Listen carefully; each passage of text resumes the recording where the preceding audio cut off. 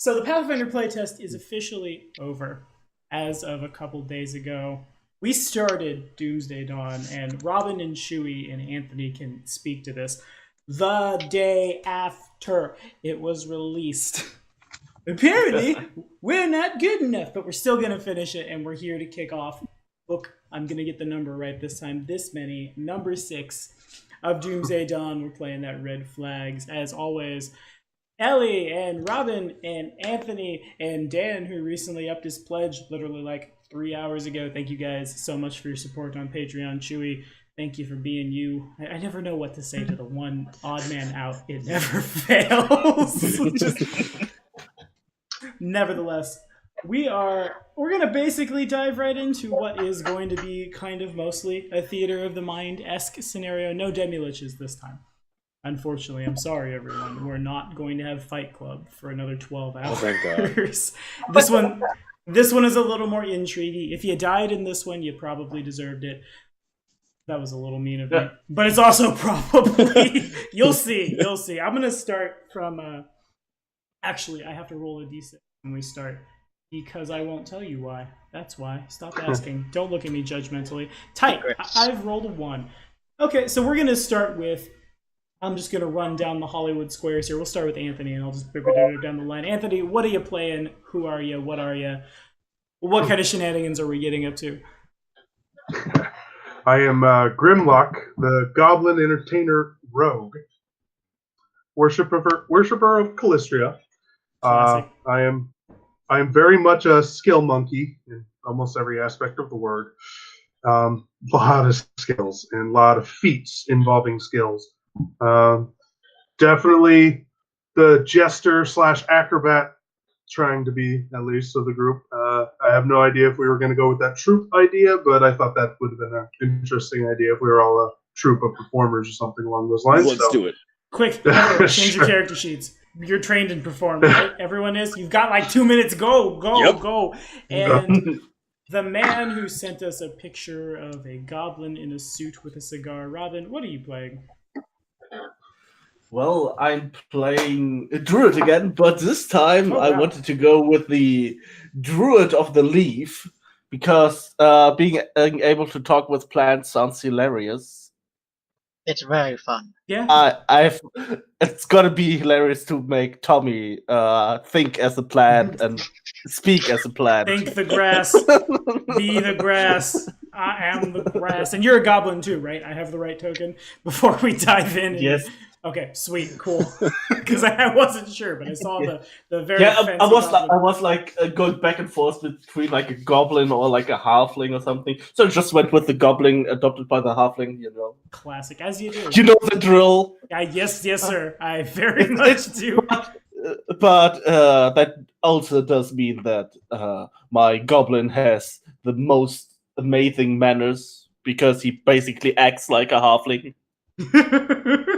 Also, he doesn't have some ridiculous name like, I don't know, Earbiter or something.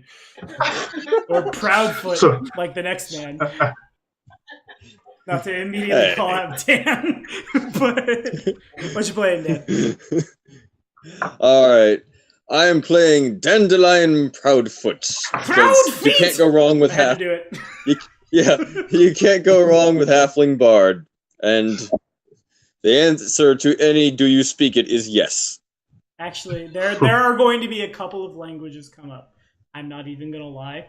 That if you knew to speak them, I might call metagaming, because that's how obscure they are. We will see, Ellie, what you got? Damn it, I should have played everything in the core rulebook. Oh, good. I don't think the language is in the core. We'll see. God damn it. Someone should have played the monk with the tongue of moon and... Yeah. It's like, speak every language. Quick, reroll. Now, go. Ochitai lives. Yeah. What do you speak? Yes. I speak with plants. That's more than enough. Yeah. What do I speak? Photosynthesis. You did tell us that this was going to be intrigue, so I did pick up an item called Potion of Tongues. Oh, so okay. That would be good. Nice.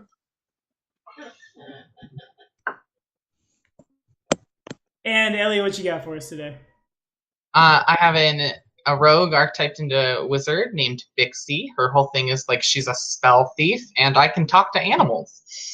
Yeah. So we've got Animal everything. talking and plant talking. Animals and plants and people. We can talk to all three The things. best thing about this is pretty much like people are not safe from anyone. Not their pets, not their plants in the rooms. We can question anyone. We know it all. Oh, We're just no. Yes. everything. We're actually spies. Yes. You got it. Or we the didn't have a Inquisition. spy. We might also be the Inquisition because we're like everyone might be demon or whatever. We have to find out from everyone the informations. We ask plants, we ask animals, everyone gets asked. Somebody get No one Rock gets empathy. spared. Chewie, what are you playing? What are you doing? What kind of shenanigans is this? Also, I apparently, am- according to Sumo Nost on Twitch at the end, Pucho dies by Ligma. I don't know what that means, but thanks, bud. Alright, Chewie, what are you playing? I am Vazu Moonman. I am a bleached gnome. And I have chose the merchant background, and for flavor, I sell coffee and coffee accessories. No, nice, well done. I drink a Nice. lot of coffee. I am a barista. And I'm a sorcerer with the aberrant bloodline. Aberrant-blooded sorcerer, so we've got three casters, half the party's casters, all the party's small creatures, all the things are being spoken to. It's gonna be a good one. Alright, cool. I am gonna get over to Doomsday down here. So this one takes place a couple of years after the events of Heroes of Endor, the White Axiom has been recovered. But the heroes, who you guys will be playing, if you so choose, in the next one, they've recovered the White Axiom, they've brought the White Axiom back to the Esoteric Order, and presently they're resting in just like deep in the Ustalavan countryside, because to say nothing of those people above them who died to a demi-lich, getting this powerful artifact has been a very taxing physical and mental ordeal, which is why you guys have been called, and all of you guys have worked with each other in the past, maybe as that dancing troupe thing, maybe as talking to plants, I guess. Oh, Hey, man. I can also command plants, so the tricks do work. I can probably make plants wiggle. Yeah. That's like That's how you get the best coffee. Yeah, I that's sell literally how the coffee coffee for beans are people. grown, because he says grow better. It's good berry. That good berry energizes. Yeah. It's good bean this time. So It's good berry roast. you guys have been called by my long-term players. Remember Kellery from the Lost Star, and she wishes she could send the people who are in recovery to find this next piece, but you guys are being sent to the Shackles to recover a long-lost tome called the Last Theorem. The White Axiom is... Think of it like the White Axiom is the lock, and the Last Theorem is the key. It's been discovered in the possession of one of the free captains in the Shackles, a pirate by the name of Wark the Alabaster. Oh, reading through stuff to do. They intercepted a letter that was sent out to someone by the name of Kay, like as the pseudonym, that the Last Theorem is there, and Wark is preparing to hold a gala at her fortress to celebrate the consecration of a temple to Besmara, which is the goddess of piracy, right outside. This is most likely the best opportunity the Order will have to infiltrate the fortress and get the book before the Night Heralds can. The gala is scheduled to occur in 3 days, and you guys have been secured teleportation to a place called Plume Town, which is it's the town outside the fortress on that particular island in the Shackles. There's rumors that a supernatural ship sacred to Besmara, known as the Kelpie's Wrath, literally this is Besmara's herald, has been sighted patrolling the waters around the island. In addition, there are other interests that the Esoteric Order has in the Shackles, and like a direct confrontation with one of the members of the Free Captains could certainly like jeopardize that. So we're looking for a group that could be clandestine, cautious, fast, and basically just above all else successful. Because again, all of the sacrifices from Heroes of Endora will be for nothing if we cannot also secure this book. If you guys have any additional questions, Kellery is available to answer them. Otherwise, we are basically just immediately teleporting because we're at high level play now at level 14, just straight down to Mission Town. No walking here. First, no days of camels. Nope. We snap our fingers and we're there. First, Dandelion wants to know, do we have any way to teleport back out? Doing a scroll. You guys will be picked up after there's a completion of stuff. Looking towards the Aberrant Sorcerer. I don't know the Aberrant Sorcerer's spell list, but I imagine you guys might have teleportation out just kind of like in-house at this point, but I'm not sure what Chewy's spells are. Because they certainly are not going to abandon case, you. But... They certainly aren't going to abandon you unless like I got you guys some do mind bad. stuff. Okay. So I'm asking this the way we signal. You know, like a flare, a message. Yeah, how do we signal that we've gotten the thing? They'll know. There's been a bit of interference in terms of like magical divination in the direction of the Last Theorem and Wark's Fortress, which most people are assuming is because a goddess's herald is literally patrolling around the island. So it does make things a little more different, and she would stress like don't anger Besmara because bad things will happen to everyone.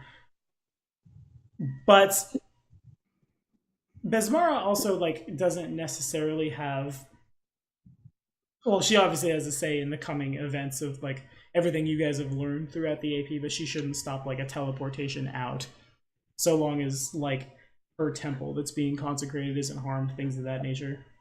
Okay. Yeah, do we have an exact picture of what this, or exact idea of what this artifact looks like? You guys know the Last Theorem it's a really big, almost like gigantic spellbook-esque sort of thing. Okay. Lots of writing in Aklo. Actually, you would know a little more. Hang on. The Last Theorem was picked up and I actually ran this adventure. I talked about it in our Doomsday Dawn. Like, I'm very excited about this giveaway. It was picked up in the Packstone Pyramid a long time ago by another group of adventurers.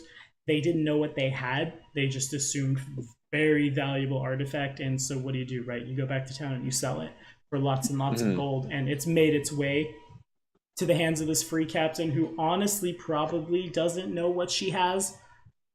She might, but it's mostly like if she knows she's a Knight Herald or she's in the Order, more or less. Okay. You guys will definitely be able to recognize it on sight. Gigantic book, lots of Aklo. Do we have a time limit? ASAP. Okay. The Knight Heralds will be actively working to get this thing as well. Any time spent dragging your proverbial feet could mean that they get to it before you, though Kellery does stress that we're looking for success over speed here. Anything you guys can learn that would help you out, like once your boots on the ground, would obviously be a good thing. And like, as long as your hand isn't tipped, you should have a pretty decent head start. Okay, this is my last question then for me. Would there be Night Heralds like in the ballroom, in the gala, secretly there? Does we know if they could be there? It's entirely possible, yeah. Okay. It's just as likely that the Night Heralds are going to be there as like you guys are going to be there to get it first. Okay, got it. Do we have appropriate clothes to get us into the gala? That's a good question. So the thing about the shackles, and you guys would all know this, is it's a very loosely organized confederation of mostly just pirates and smugglers. So dressing, like, you don't necessarily need to go break out the suit and tux for this one. Okay. The garb of adventurers is, like, that's garb enough to get in. And no two people are going to look alike unless they're, like, from the same ship or something like that. As he's asking this, Dandelion puts on an eye patch. There you go. Gotta do something to fit in. Oh, you do. Should I get a Switches peg out leg? his hat to a pirate hat. Checks his rapier. Okay, all right. Gotta look the part.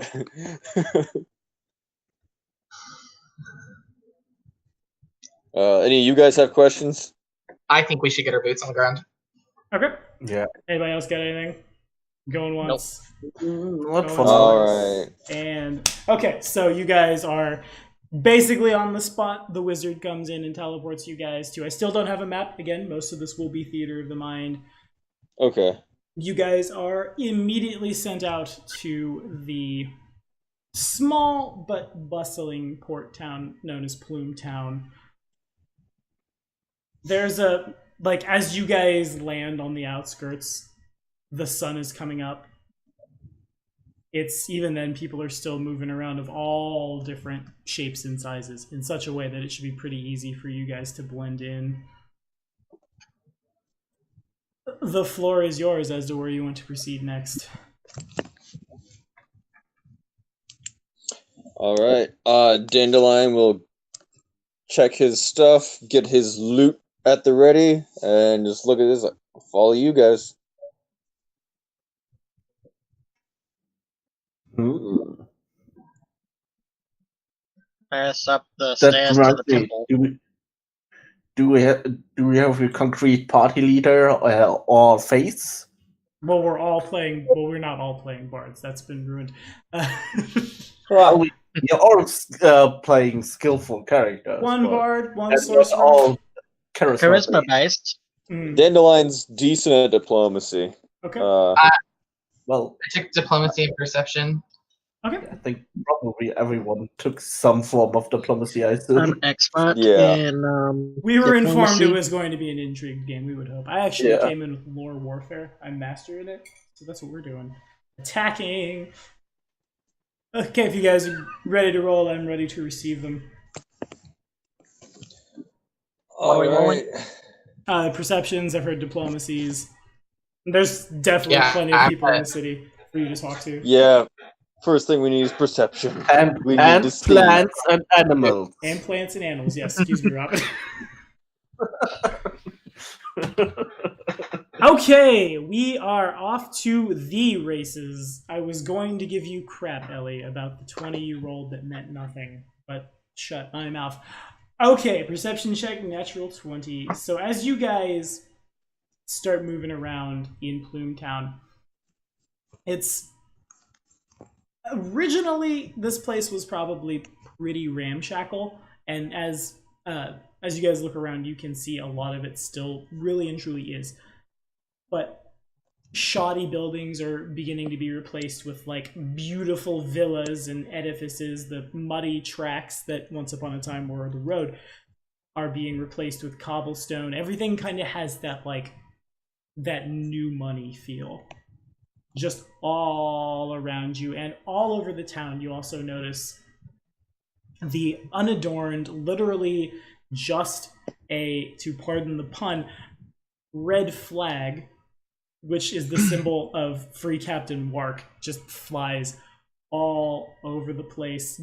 As you guys look around, there's bits and pieces of like raucous drunken debauchery, but everybody seems to be in pretty good spirits, and there are a lot of people of all shapes, sizes, ethnicities, etc., buzzing around Plume Town right now. Some teleporting in like you have, some arriving by ship, flying things. It's pretty obvious with the natural 20 that like there's a lot of people showing up for Wark's party from just everywhere. Nice. But it doesn't really give you anything like indicative of what you're looking for. But there are definitely a lot of different people you could go talk to. Actually, you would also notice one more thing. I'm not entirely sure what it is off the top of my head, but there are several individuals. Basically, I would say probably like 75% of the people here in some way, shape, or form are wearing Besmara's holy symbol. which I think honestly is just the skull and bones. That would make sense. I mean, It is the skull and bones. Oh, thank you, Jerry. That's great. They all So- notice you. My Everyone kind of clearly place. sees the 5 of you, but no one really says anything about it. They assume you're here for the same reason. Mhm. Since I see that everyone's wearing the skull and bones, can I use my bargain hunter ability to find a good deal on a holy symbol just to wear? Yeah. With the natural 20, you guys, as you're teleported on the outskirts and you walk in, and there's definitely someone selling for they call it a donation to Besmara, tribute to Besmara to help consecrate the temple. A gold piece from each of you will get you and that's obviously a little bit of extortion, and you guys would know this, but that seems to be the going rate right now for a holy symbol of Besmara. Well, I mean, I think it supports the deity if it's a scam. Yeah, Yeah. you would definitely. That's factual. sounds fair Yeah, enough. Dandelion's gonna get one of those little pins or whatever. Okay, what's Dandelion's alignment? Is chaotic good? Okay, good. You don't burst into flames. Got it. Okay. I'm gonna take I was like, uh-oh. The LG paladin in disguise puts it on, catches fire, walks the plank. Yeah. Is well, does, It, how does Dandelion's gonna Bismara look and at... Calistria get along? Pretty well. Pretty well. Okay, then I'll also pick up a pin just so Yeah. I look the part. Sure. of Yeah, course. also picking up a pin. As the Yeah. druid being true neutral, nothing really bothered me. Besmara like, does I have a get lot of along friends with under the all the water gods. too. A lot of her heralds are like giant octopi and krakens and things of that nature too. There are a lot of druids in her service. Well, Dandelion is just gonna look at the rest of the party, be like, we should all get one since most people are wearing them. We'll blend in better. Oh yeah, I was taking one to be anyway. Yeah, I don't same. want to blend. I want to perform. I want to make friends and be noticed. You go do that. And you guys I'll have just all play you a definitely been tune. noticed. Exactly. I mean, Golden. we're a unique little troop of halflings. And 2 Type goblins. creatures. Speaking of underwater Goblins are creatures, one of the cute things that I can summon is Megalodon shark. A megalodon. Yeah, that's a gigantic ancient shark. How cute. How adorable. Megalodon. Nice. Yeah, We're team short stuff. Team Well, so- short stuff. That might be the title of the session. Hashtag team short stuff. Seems good. I'll take it. Well, we've got holy symbols. Yeah. To look the part. We should Mhm. probably just start asking people questions. Okay. Yeah, we Wait, probably should. I'm not sure anymore. Do we still have a rogue? We have a rogue in the group, right? Yeah, we do. You're Okay. funny. You're Yeah. funny. There he is. I heard you like rogues. I heard you like Thieves' Cant and doing rogue things where you can get informations from underground places. I thought of Oh. a role I could make. I can gather information fairly decently, so Okay. So what would you guys like to do? I'd like to roll my nobility lore. Okay, sure, Nice. sure, can To do. try to look for nobles. There may be What does pirate high- nobles. One does high society, the other one like the absolute scum. We're gonna hit him high, we're gonna hit him low. I actually have courtly graces, which actually help in Okay. nobility checks as well. So I can also help with that. 25. I can do lore underworld just to Yeah. do that kind of stuff. You certainly could. Yeah. I'm an entertainer mainly, so Okay. I'm looking. Okay, so with the nobility check is sort of awkward out here.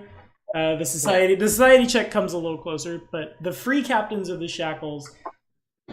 Basically, the idea here is a long time ago there was a colony cut off from the rest of Cheliax by a gigantic hurricane, and the Chelish came back to take it, and they were defended by a group of pirates who realized that they'd stumbled upon kind of the easiest money-making strategy in all of Galarian. So the Chelish come back and attack, and in return, these pirates are getting regular, like, protection money. basically, from this colony. And the free captains are basically anybody with the moxie to get a ship, get a crew, and go out and basically do whatever. As far as Wark herself goes, I will say, because I want to get Dan's reaction to this a little faster, Wark is in fact a Tengu, which is kind of rare in this part of the world, though they exist out in the shackles, but I bet you can't speak their language. Birdman. I want to play a tango. Same. I can speak their language if I really need to. Fair enough. There's a little more lore on her that I can give you. I comprehend languages. I took that spell, so I can't speak, but I can know what they're saying. Comprehend language is eventually heightened to There be you able to go. speak it too. But this part Potion of Tongues is 100 gold pieces, and it lasts 6 hours. Pretty solid for. Nice. Yeah. That's pretty good. So Wark is a lot of people describe the albino Tengu as more than a little off, aloof, things of that nature. Others think that Worf is an erratic genius. In truth, she's kind of just got lucky, basically just fumbling through life, and now she's had the life that being a free captain has given her has allowed her to plunder ancient tombs, save petty kingdoms, fight beasts, and one dead captain later, she became the captain of her own ship, and it just kind of stuck. You would know, definitely, you've heard a lot of stories about how Wark will decorate her palace and things in the style of a Tengu. Think nests made out of gold, just kind of random, that's pretty, put it here. It makes no sense to everyone else, but the logic of the crow seeing shiny things, more or less. Ooh. Okay. She's not necessarily a bad person, though really morality gets kind of flexible this part of the world. Is that a literal nest? Yes. Yeah. So she's not bad. She's just not good. If she slits your throat, she'll have a reason to have done it. She won't do it for no reason, but that's not saying she wouldn't do it. She's just in it to win. And you guys would also know that recently there had been a half-orc pirate had attacked her fortress, and it was a really foolish assault, and quickly by cannon fire, that ship was sunk. Turns out the captain was a very devout follower of Besmara, and that's why Besmara became angry, and now Wark is throwing this party to consecrate the temple. Okay.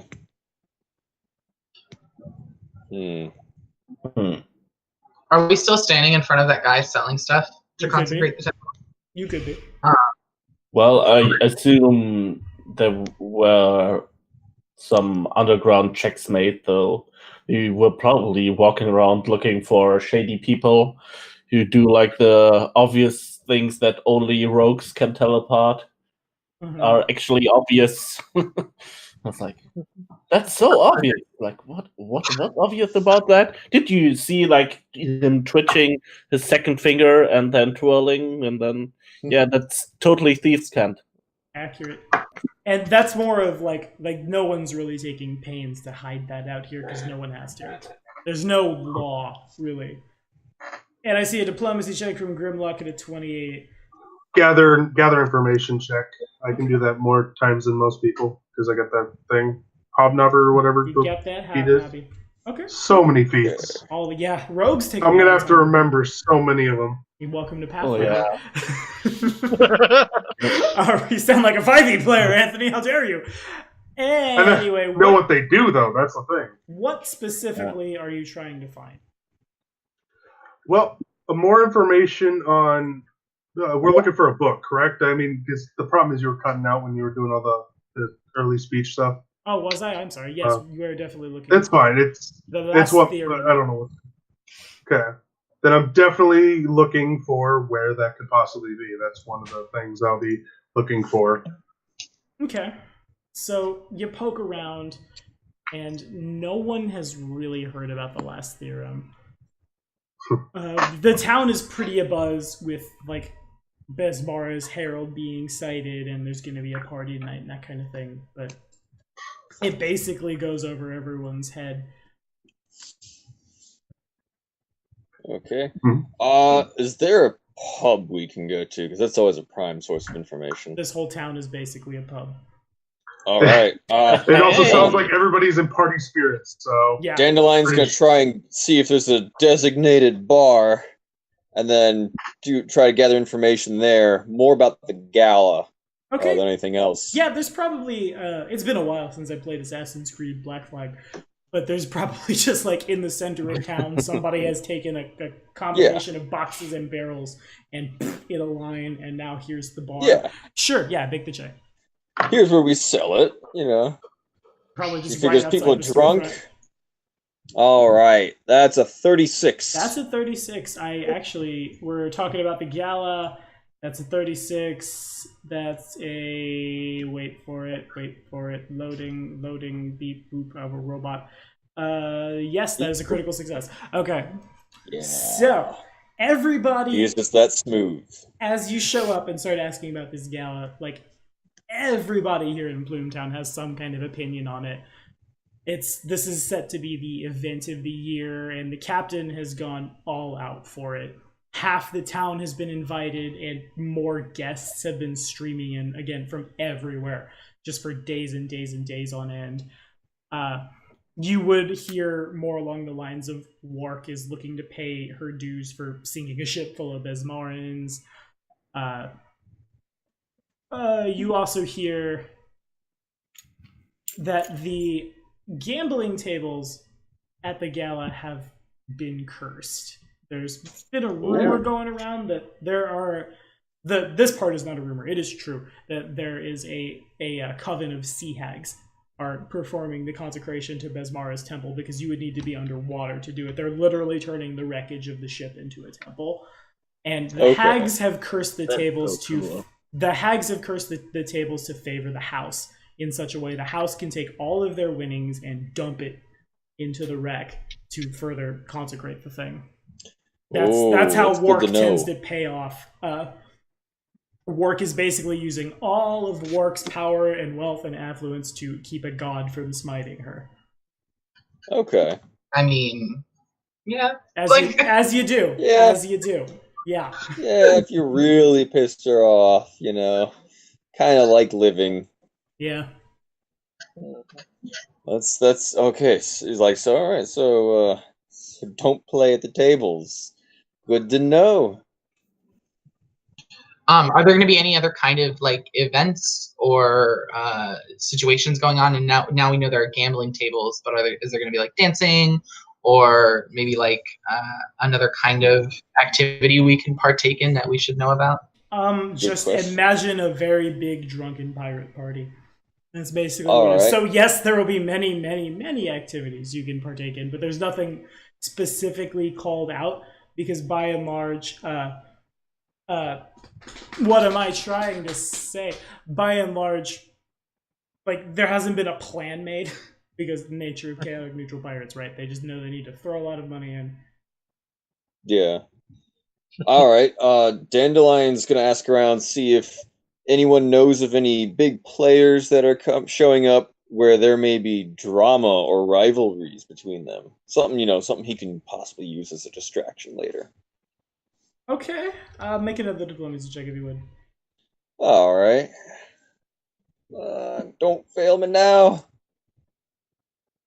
All right, 31. 31. Not a critical success, but still good. Okay.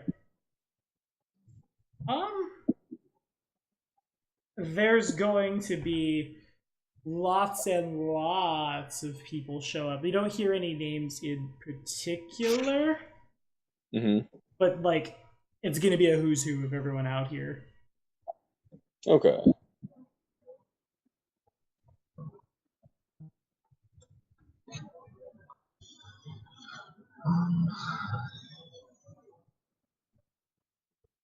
You guys have basically the party will start tonight.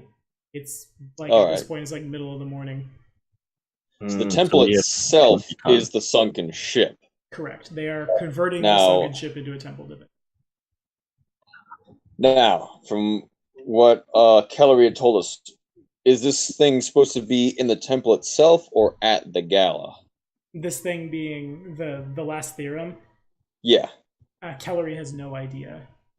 Uh, It's possible, maybe, but all that is known is that the last Theorem's here somewhere, and this gala is a good excuse for people to show up unannounced at this gigantic party and try to find it. So is that I want to ask a question, maybe diplomacy to get, but is there a way to get to the temple? Like, is there people casting water breathing or feet to fins to get to see it and actually tour it, type of a thing? Yeah, it's a tourist Make attraction. a diplomacy check. Okay.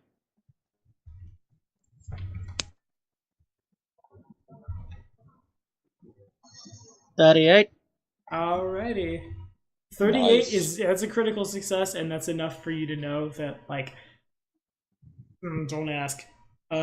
Like, you go to start to, like, this could be a thing, and then you would know, like, because you've critically succeeded and don't open your mouth about this, Besmara is not necessarily the nicest of deities. She's not necessarily like vindictive or evil, but she is full of like vengeance. And if you were to go somewhere while that's happening and it went badly, obviously her wrath would be upon you. Usually temples to Besmara, but they are viewed from up top, and usually the water is pretty clear, so you can look down and see the wreck of the ship. And worship would take place on like a pier with like a circular bit, and then there's a hole out, and then down. That's where the temple is. Okay. Good to know. Yeah. So don't get in the water. Pretty much. Don't go for a swim. It would not be a good idea. The sea hags that are actively consecrating the thing will probably take offense to it. To say nothing of Wark herself, who is actively trying to not die. Actively trying to not die. Correct. Can't imagine why. I'd like to ask about the herald that people have been seeing around here to Besmara. Okay. Get more information on that. Make the check. Diplomacy, right? Yeah. Okay. Is still a success. Not as good as other people have done, but it is good enough. The consensus is that the Kelpie's wrath, it signals Besmara's blessing. People avoid speaking ill of her because, like, to do so might beget violence on the high seas, be that other raiders, be that a mutiny, etc., etc. Besmara, like I said, is neither a forgiving deity nor a trusting one. Then the Kelpie's wrath might actually just be here as a reminder as to why like Wark needs to be taking this dedication very seriously, or suddenly here comes the goddess's herald onto his front doorstep. Okay.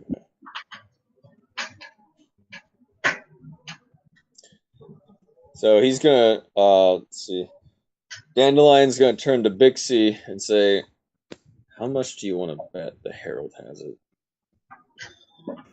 That might be a good line of thinking, but like maybe as a gift. Hey, or don't kill me. I found this magic thing for you. Let's hope not. Yeah. Say no about it. If I'm just saying, how much do you want to bet that ends up with it? Because there's no way we can steal it from that. Well, if I don't think I can offer enough pounds of coffee to equal the last few, unless I get a 1 ton of coffee beans and offer it to the deity. Have much joy. You need a lifetime supply.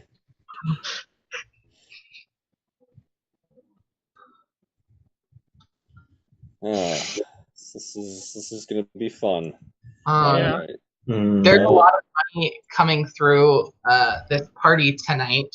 It wouldn't be very wise, but I'm kind of wondering if there might be a group of people planning to like heist it and take the money and complicate matters. Could I lure Underworld for that? Yeah, certainly.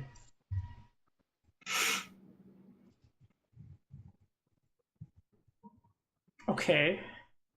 it stands to reason that that is a likely event, given the nature of like piracy in the shackles. Now, granted, that probably also means that Wark has brought all hands off deck, as it were, into the fortress where the gala is being held to prevent that from happening. Because if it were to All happen, hands off deck. all hands off deck, because we have to protect our place from all the riches being stolen. Now, you guys might possibly maybe be able to maybe get away with some treasure if you really wanted to, but to complicate relations with other members of the Free Captains, especially like Wark, is not what the Esoteric Order is wanting you guys to do, because they basically hold all the power in this part of the world. Yeah, because his Dandelion's first thought was we could steal the ship. That's an interesting first thought. We could steal a goddess's herald. We got this. Well, no, it's just like, well, all hands are off deck. You know, the ship has to be, you know, there has to be someone there to keep an eye on the ship. But if I could cast if most people are off on the herald and become the herald.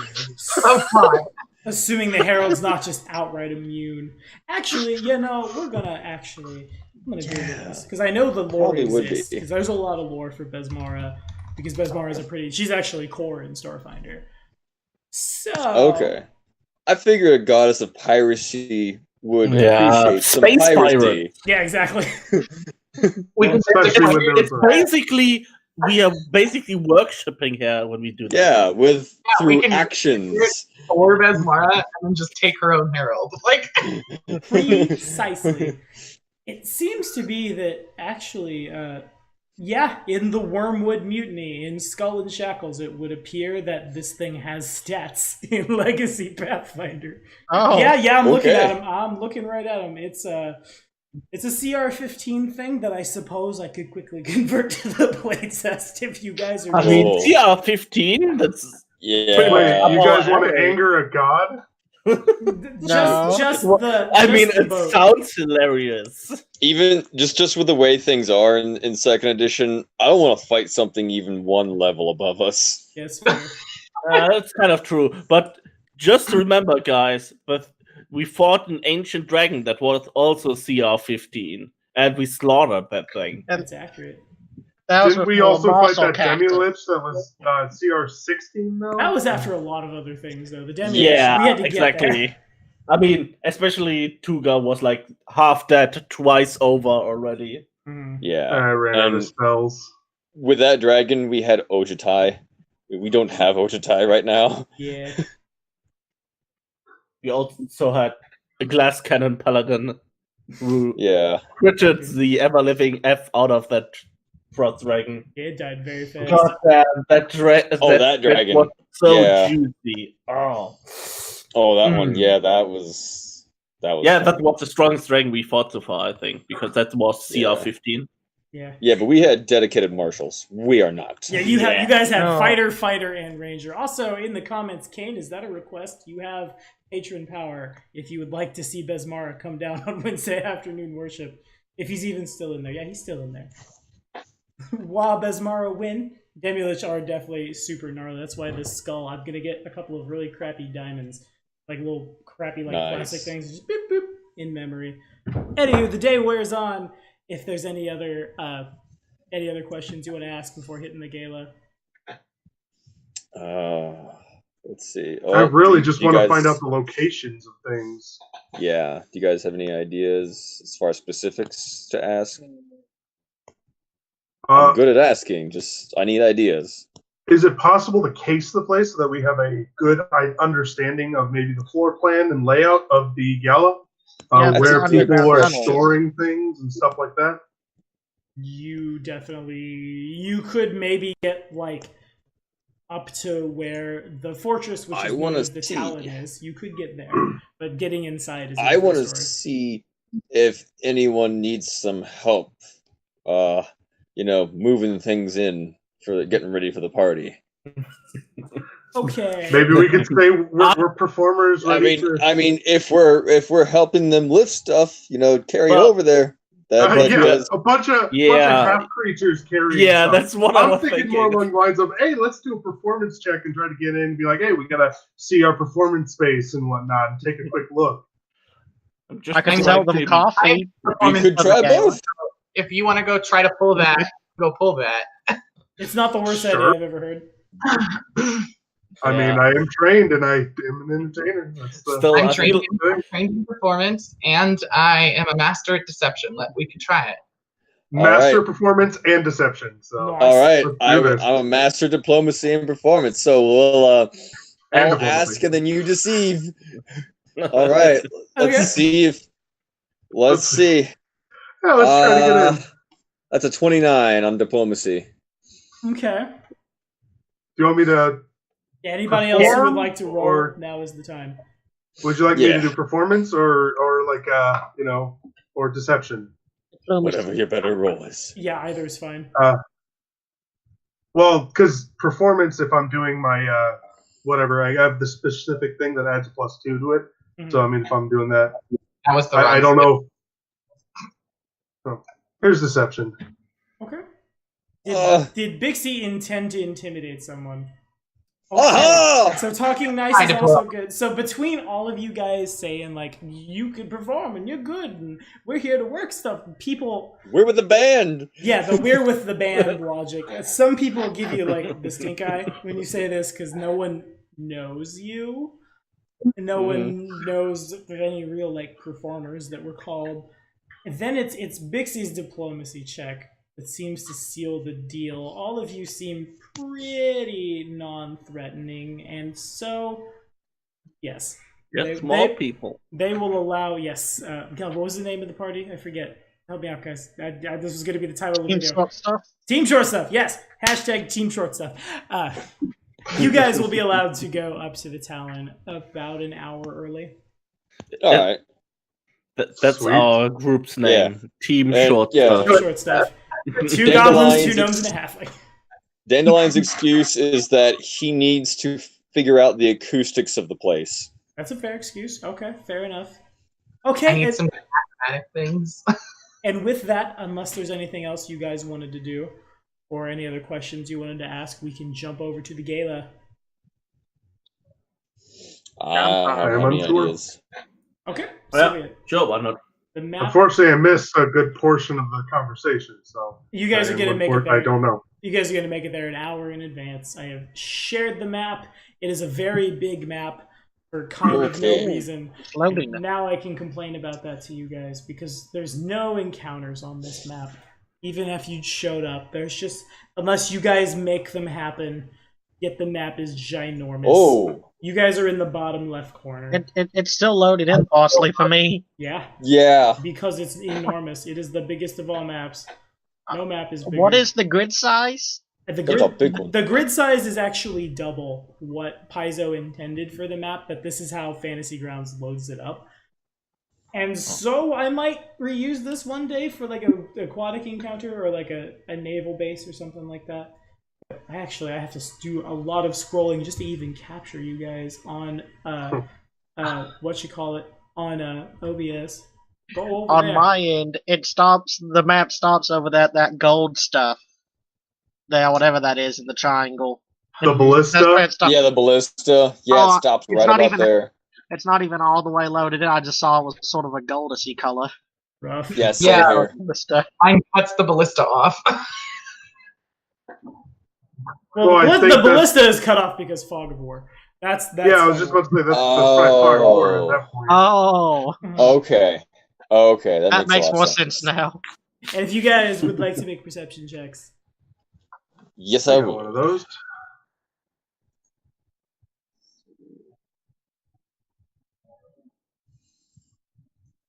A 32, a 22.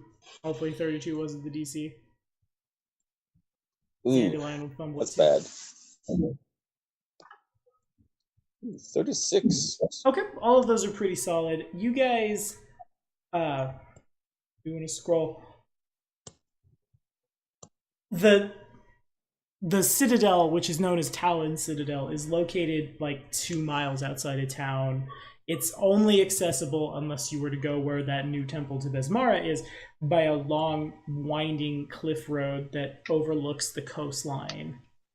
It looks like possibly what might be a really vicious storm is beginning to roll in the distance. And the wind often carries a little too chilly of ocean spray with it. But again, Besmara is obviously watching this place. Nevertheless, the people, and there truly are people, like they thin out a little the closer you get to the fortress, just kind of all over the place. Torches already begin to crackle, jugs of rum undergo the constant rotation, songs drown out everything but the crashing of the waves. At the first tower of the citadel, and forgive me again, a large red flag is seen stretched out across scaffolding, scribed on it, "Welcome to the Blackguard's Revenge Temple dedication. This gala is an area of parley. Draw no weapons and cast no spells. Those in violation of these rules will answer to Wark the Alabaster, Free Captain, and Besmara, who watches by way of her herald, the Kelpie's Wrath. You have been warned. Have a good time and give Besmara her due." Good thing that my speaking with plants is a passive. Yeah. Yeah. I gotta check real quick if any of my performances cast spells. I do not. I don't want to piss off a goddess. Yeah, my mind reading all those other spells, I'm like, they're not harmful. That's a cantrip. That's a cantrip. That's a cantrip. I mean, it's okay, guys. If we F up too much, we can just do a planar shift and move to another dimension. Exactly. You guys are high level. You're fine. So yeah, just I can teleport banner, just beyond that banner, the path comes up rather steeply, just outside what is being referred to as the area's talons, the stars in the star fort that the citadel is named for, and it's just loaded down with siege weapons. The path is paved with cobblestones, and you guys can see as you go around there, it's just large enough for a pair of horses to walk next to each other. Very, if you were to be attacked, if that were to be the nature of this part of the game, this is a very, very defensible place for sure. The board is yours. Wow. Are there a bunch of people? Yeah. The area is considered, maybe not yet. In about an hour, the area will be considered difficult terrain for the amount of partygoers that are coming. Right now, it's just kind of people who are loitering outside the fort. Well, now, that's the first thing I want to do is scout the area. Okay. So. Other important questions. What about the plants? What about the plants? Yeah, there would certainly be plants in the region. Not maybe like gigantic trees or anything, but little bits of grass that break up out of the rocks, little tiny flowers and shrubs and things. I shall talk to the grass before it gets trampled to death by the masses. Okay. And what would you like to ask of the grass? As people druids are kind of common in the shackles again, so it's not the most unheard of thing to see the little goblin go and whisper at the grass. But nonetheless, okay. It catches people's eye. We're just kind of what? I can just pretend to tie my shoelaces or something. Yeah. Just get down, fiddle with my shoelaces while mumbling quietly through the grass. Could be mumbling to myself. Also, I mean, who understands grass besides me? Exactly. Does anyone have grass as a language? Anybody out there? Nope. One language he doesn't speak. Yeah, there's two. He can't speak Tengu, so he can't talk to the captain. I don't speak Tengu, and I don't speak so he can't tree. speak to the grass.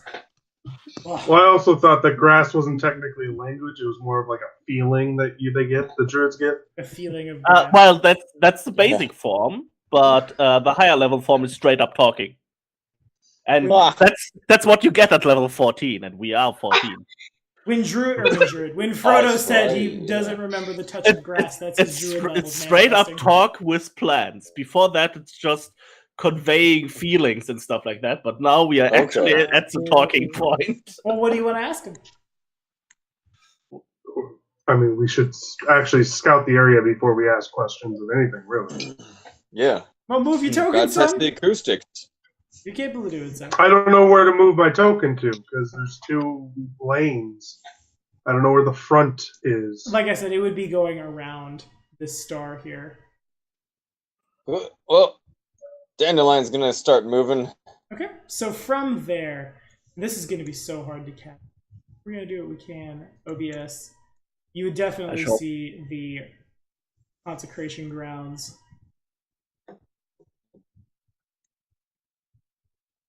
As you get around that corner, no one stops you, but the people do begin to like thin out.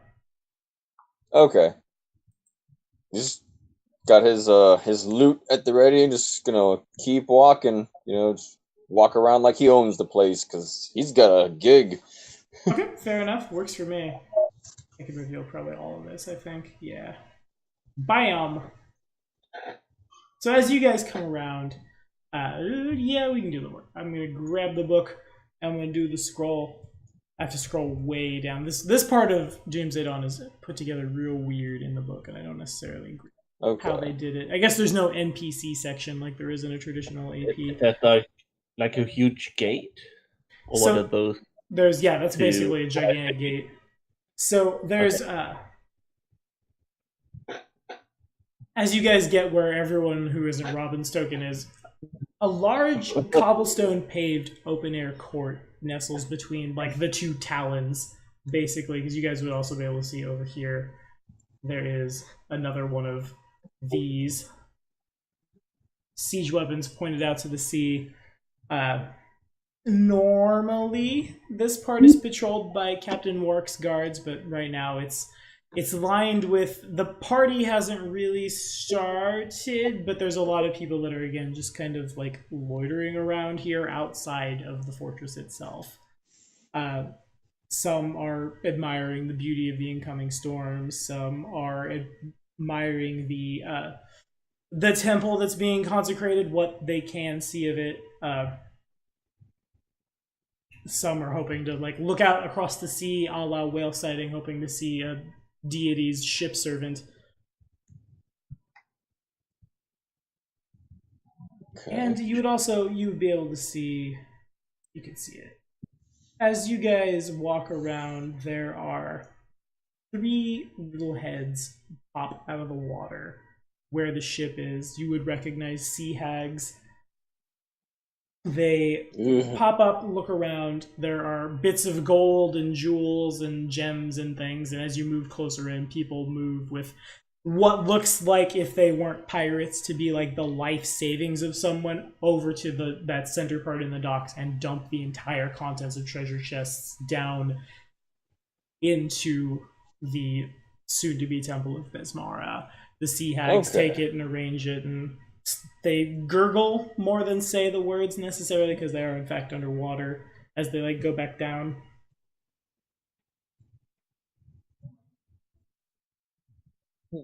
The doors stand shut at this time. I would like to flip a coin into the center. Okay. You are able to do so. It lands basically just smack in the middle. As it floats down, one of the sea hags looks up at you, picks up the coin, moves down.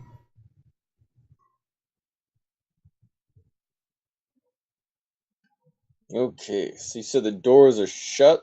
There are a pair of guards outside as well, dressed in the bright red, like again, here we go, red flags that hang all over the place, which would indicate a member of Captain Warwick's crew. So you're saying the way is shut? It would appear so. Was it made by those who are dead? No, do the dead keep it? It was made by pirates, and pirates keep it, nerd. All right. And they all look at you. They look at the 4. They don't say anything, but their hands go down to corpses.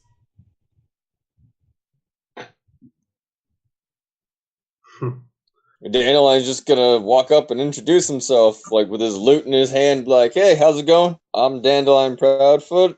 We're the band." I'd like to glad hand. Okay, yeah, glad hand would certainly trigger. Make the check.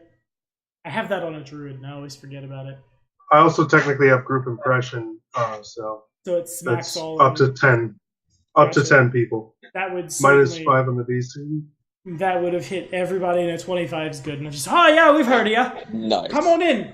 And that's my horrible pirate voice. He's like, thanks. And he's asking about the acoustics of the place. He's like, all right, so I need to know, what are the walls made of? What does it look like in here? What's a good spot to play from? Is there a stage?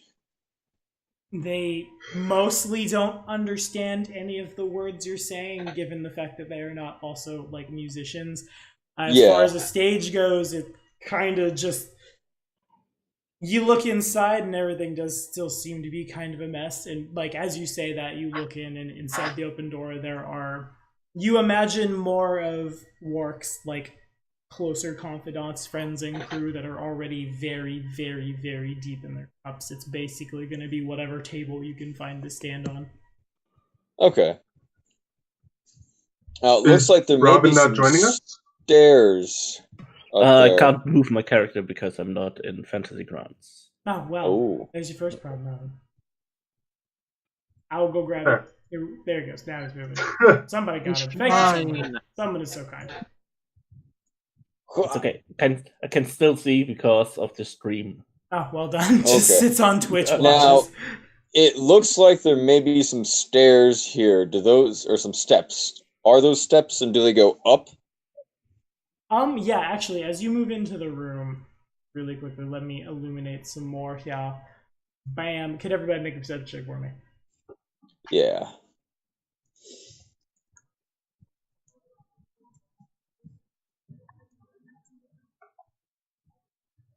24. 24, 31, 38, 29. Okay. So as you roll in, I also have Sense the Unseen, just in case that's a thing. Sure. Okay. Same. So you move into here. Several tables, some of which are pretty makeshift, have been set up in basically an open air flagstone courtyard, which has been, though it's not super dark yet, lit by several freestanding ever burning torches.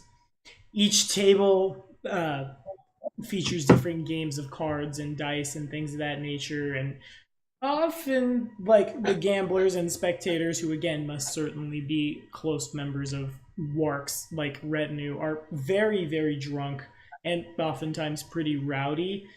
They seem to be in good spirits, and they seem to also be obeying the parlay. You guys would also notice there are 2 locked doors in each of the corners. They have a like very obvious padlock and chain system set up right in front of the door. All right. And Dandelions. also, there is as you were saying, there's definitely a set of stairs in the northern corner. Cool. That would, in addition, these 2 here and here seem to take you up to the battlements, whereas these 2, or these, rather, this whole big one would seem to lead up deeper into the fortress. Okay.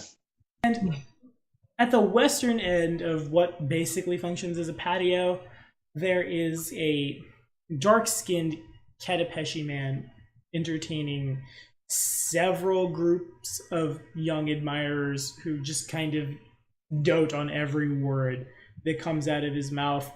Stories of his adventures across the high seas, things of that nature.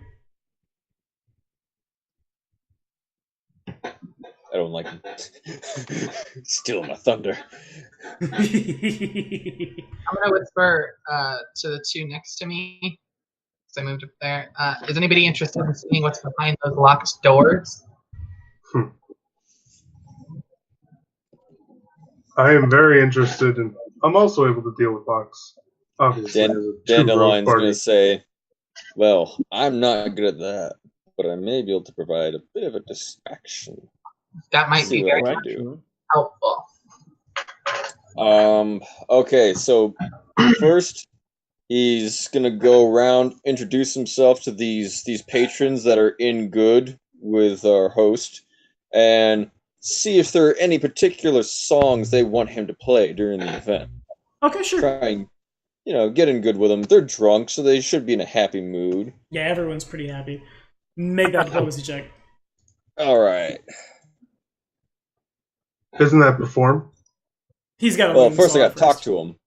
With a 32. 32, yeah, everyone seems pretty happy to see you, and no one's trying to sniff out the ruse that, that you guys are definitely not here as, like, you're with the band. With the exception of with that distraction. Oh, frozen. With the man in the western corner being the exception, like, everyone pays attention to you except for the people who are hanging on him. Yeah. The thing about the stealth check is there's nothing to block line of sight between where Grimlock is standing and the doors. That's not to say you couldn't try and do it during the distraction, but it's just a matter of someone turning the corner. I mean, where are the doors with the padlocks on them? Because I don't see doors. They are in the... they're not really that well marked on this map, but the bottom two corners of this patio. If I could, like... Hold up, here's what I'll do. Without tables and whatnot, it's hard to tell. Here and here. Yeah, this map is mostly Theater of the Mind. Which is weird. Given how big it is, it's really weird. Like, being as I'm a halfling creature type deal, and there are tables, I want to get to a corner, the corner near the padlock, as long as there aren't guards there, and stealth. There are definitely plenty of tables for you to hide behind. There are... there might be guards there. Hang on. I can move at full speed and stealth and all the fun stuff. Doing a scroll. Okay, so the doors are locked. The doors do not have any active guards, but even with like the amount of, well, we'll let the percentage dice decide. Tell you what. Can you get as close as you want to get? The percentage dice say yes. The left corner, actually, yeah, the left corner has a table stationed basically right next to it. Can I try for the other door? Can you try to what? I'm sorry. I try for the other door, pretty much the same thing. Perception, or the perception. The percentage dice will say no. The one on the right will be considerably harder. There's about 3 squares in every direction around that door that's open ground. Okay. So while they're doing that, Dandelion's going around talking to everybody. Then he's going to try and go up here, test out the acoustics. I mean, he's seriously going to do this. Got to play the part. I shall support you. And walk up, take my bag of holding, and pull out a violin. Yeah. Yep. That's perfect because I was thinking if you've ever played Final Fantasy IX, he's gonna start playing Vamo ella Flamenco. Oh yes, I have. Fair enough. Okay. Okay. So what's gonna happen is I need perform checks from the bard and the druid. All right. You sound like you didn't expect to. You have to say that. No, I didn't think you were going to do that, Robin. Okay, so well, mine breaks is out plus 18. Plus, all right, I'll roll for you. Bam. All right, guys, who wants to tell him what happened? Natural 1. That's a fumble. So Dandelion puts on a fine rendition of like every pirate shanty medleyed together. Yeah. Meanwhile, him and that loot are on fire. Well, I guess one of the strings just straight up rips. I guess. Well, yeah, just snaps and garrots.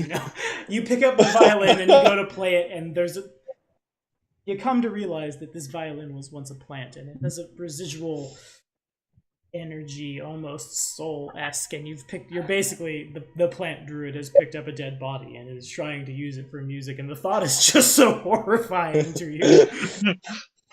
He can't... Oh, man. The fumble cancels out Dandelion's critical success, so it is just a normal success. Some people just, like, look at the goblin nose upturned. Most people just kind of start, like beating mugs on tables, and like some actively get up and drunkenly dance around. And now, for that distraction, now we would need Grimlock to make not 1, not 2, but 3 thievery checks, please. I also have what is it? The thing that something that makes it so I can actually do lockpicks. Every time I get a critical success, it's three successes. Every time I get a success, it's 2 successes or something like that. Okay. Wait, Nice. yeah, I have it too. So that's a critical success. So Grimlock moves up and just deftly pulls lock off chain, pulls chain off door. He's like, Shh, I got this. Well, I also wanted to look like it's still locked at the end of the whole thing. Okay, that it. Oh yeah, just in case anyone comes over. Not necessarily. That was still a critical success. That was very good. Sweet. So the door, Nice. you can certainly open it. I would like to check to see what's inside. I would like to stealthily go in there and see what's up. Okay, make a perception check.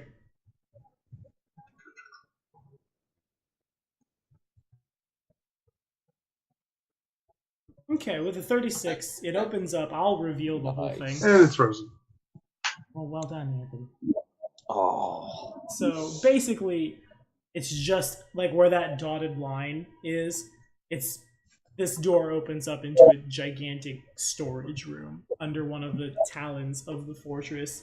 There is a vast excess of non-perishable foods, drinkable water, firewood, repair materials, most notably a lot of siege weapon ammunition. But you definitely don't see anything. Ammunition. Yeah, Jesus Christ. Immediately under a ballista and a catapult. And Okay, also that makes sense. Too. But it just feels so weird to have like a storage full of food and drink, and then right next to it is like ballista ammunition and stuff like that. It's like, Yeah. Where else are you gonna store it? I mean, it doesn't need its own room. You got here's our beef jerky. There. Here's our this. Here's that, and here's tons of gunpowder. Yeah, pretty much. But most notably, nothing magical. Don't get the gunpowder mixed up with actual pepper. Yeah, that would be bad. It's not a good time. So then I will shut the door quietly and make it look like the door is still padlocked and whatnot. Okay, call it a deception check. Ooh, I have one of those. Might allow thievery if thievery is better. Your call, whichever. It's about the same. Okay, it's close enough. Yeah, it's good enough. It's not hard for you to slink back out and make a weird noise, I guess, and that's the noise locks make now. They sound like ducks. Good. This is great. Yes, we lock everything. The duck lock. Tommy has duck locks in his game. Got it. That's how you take care of things. You're not going to open doors that are ducks; they'll bite you. But also, it would just close it. You actually need to get the other gnome in to talk to it. But it would appear that no one seems to have noticed you, and it's a pretty good that's been locked the whole time. It never moved. Just in case we have to get back in there Of for course. some reason. Mm-hmm. Good call. Dandelions' performance still goes magnificently. Yep. You had to break a string. I can see it. Like it's like he's trying it, and then he's like, oh no, he's like, what's his name? He's just getting over it, and then he realizes his violin's out of tune. Yeah. It's tuned to like sixths, not fourths. Yeah, it's way out of tune, and Dandelion's just looking at him like, what are you doing? Tune it up. Like, you're killing me, dude. We got a show in an hour. God dang it. The noise has definitely also attracted the man in the western corner, like in between tales of his bravado and great piracy exploits. Like he looks up and then there's of a violin that's death throws, and he just turns his nose up and then goes back, just barely breaking stride. My poor violin. Your poor violin. Desecrating the plant corpse. Yeah. Fix it. Fix it now. You're embarrassing me, dude. Meanwhile, If you want, I can embarrass you some more. Dixie's heading to the top.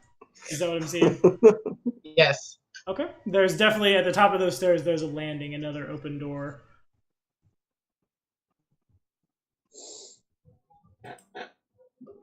And I will go ahead and reveal all of that. Blam! And we could probably reveal the whole thing. Kablam! Kablam! Look at all those dead squares that have nothing that I've just revealed. Hooray for me. Okay, so you guys, you head on in there. Or rather, you go to the top of the stairs. I won't force you to go in there. This is I won't put them on the board, but a half dozen of Works guards dressed in that red, once again, just smart red naval coats watch this like double door that opens up. It's a wonder they didn't actually see Grimlock doing his Grimlock stuff, but that's what bards are for. Entertaining the redcoats. As you walk up, as you walk up, a couple people who come up the stairs are a little too drunk, and the guards repel them.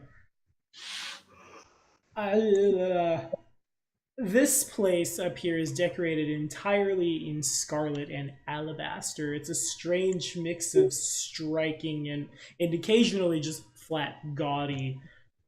Like, as if basically Wark has outfitted this entire room with things that Wark thinks are pretty, regardless of whether or not they make any sense to be in the room. This Tengu has essentially just grabbed all of the shiny things and put all of the shiny things wherever the Tengu wanted to put the shiny things. Tango aesthetics. This place also bustles with gamblers and celebrants. Servants come in and out bringing food and drink. Spirits are high, but people are a little less crazy up here than they are down there. The tables, you would know, are definitely fixed to favor the house by virtue of the Sea Hag's blessing, but no one really seems to care. They're just intoxicated on their pirate captains, on the spirit of the party, basically. Also, you could see at the top here, there is a bit of a perch. And in that perch, more of like a high balcony, does sit Captain Wark herself. She notices Bixie walk into the room and looks and kind of like quizzically cocks her Tengu head, says nothing. I'm gonna wave at her. Just Okay. She sees you. Cocks her head in a different direction. Is there a way to get like a tankard of ale, something to have on us to drink? Yeah, by all means. No one's charging anyone for anything. Open bar. Except for the gaming itself. That's where the money's being lost, is at the gaming tables. The alcohol's free. The plan is kind of just to get everyone drunk and have them lose all their money on fixed gaming tables in the name of the Queen of Pirates. So I'm going to drink most of it, of my tankard of ale, and then I would like to stealthily pour my potion of tongues in there and then drink it. Nice. Okay. Not, how does that interact? Right? I'm going to be really nice, and I'm going to go make a stealth check, if you would. And I guess nothing happens. I mean, you can always just pretend you're spicing up your drink, because you're like more of the heavy drinkers. Yeah. And that beer for wusses just doesn't. This is weak. I gotta spike you don't put in like your extra rum. That's fair. Okay, so you put the potion of tongues in, and you drink it, and there's a faint, and no one notices it but you, it would seem, outline of like magical light across your body for just like a snap second, and then it goes away. The tongue spell resolves. Gotcha. That's good. Kind of sad that we can't really use magic here openly. Yeah. There is no language about potions not working. So that's what I was like. I assume it's more of like no lethal spells. Like, I mean, for communication and not for cheating, I'm pretty sure you can use spells. Mm-hmm. I mean, like reasonable spells, in my opinion. But I suppose at this point, the reason it doesn't say potions, come to think, is because alchemy has been so differently defined now in the playtest. Yeah. So that's why you can drink a potion, and it doesn't pop. Anywho, you see my face just contort and get all small because of the sourness of the potion. Mm-hmm.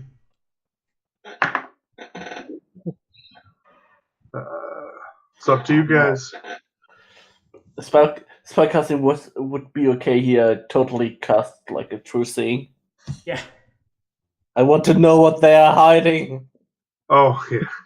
Cast Uncle zone has too. sense the unseen. Now, up here in this part, between all the servants moving and the gambling tables and stuff, these squares are all difficult terrain. As you have to, There are still a lot of them now too. yeah, up in We're this still- part, up in like the what's known as the pretty court. Yeah, there's a few more than there are down, and you guys can also see that people are starting to file in. Gotcha.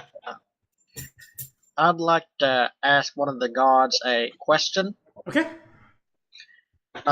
Is there more than one gambling room, or is this the only one, or is there more than one gambling rooms here? The guard would look at you as if like you hadn't seen anything and like point with one hand at the tables here and then with his other hand down into the patio. Oh, okay. 2, got it. Alright. As they're doing that stuff, Dandelion is going to take Moonman's violin and tune it. Thanks. Okay. He's just going to just give me here. I'll fix it. I hand you some new strings from my bag of holding. Alright, yeah, we'll restring it and tune it. This is killing me. You are certainly able to do so. This is closer to the time. You guys probably still have like 30 minutes before the performance would go on. But you're getting there. People are definitely starting to, like, if you set up on those stairs, which isn't the worst place, people are kind of forming that, like, semicircle, right, to watch. Yeah. Can I, since it's an open bar, get like one of those pitchers of rum, like a jug, and you know how people would play the jug? I want to use that as an instrument whenever it's time for the band. You are welcome to do so. Oh god. It's gonna be a drum. He's got a cowbell.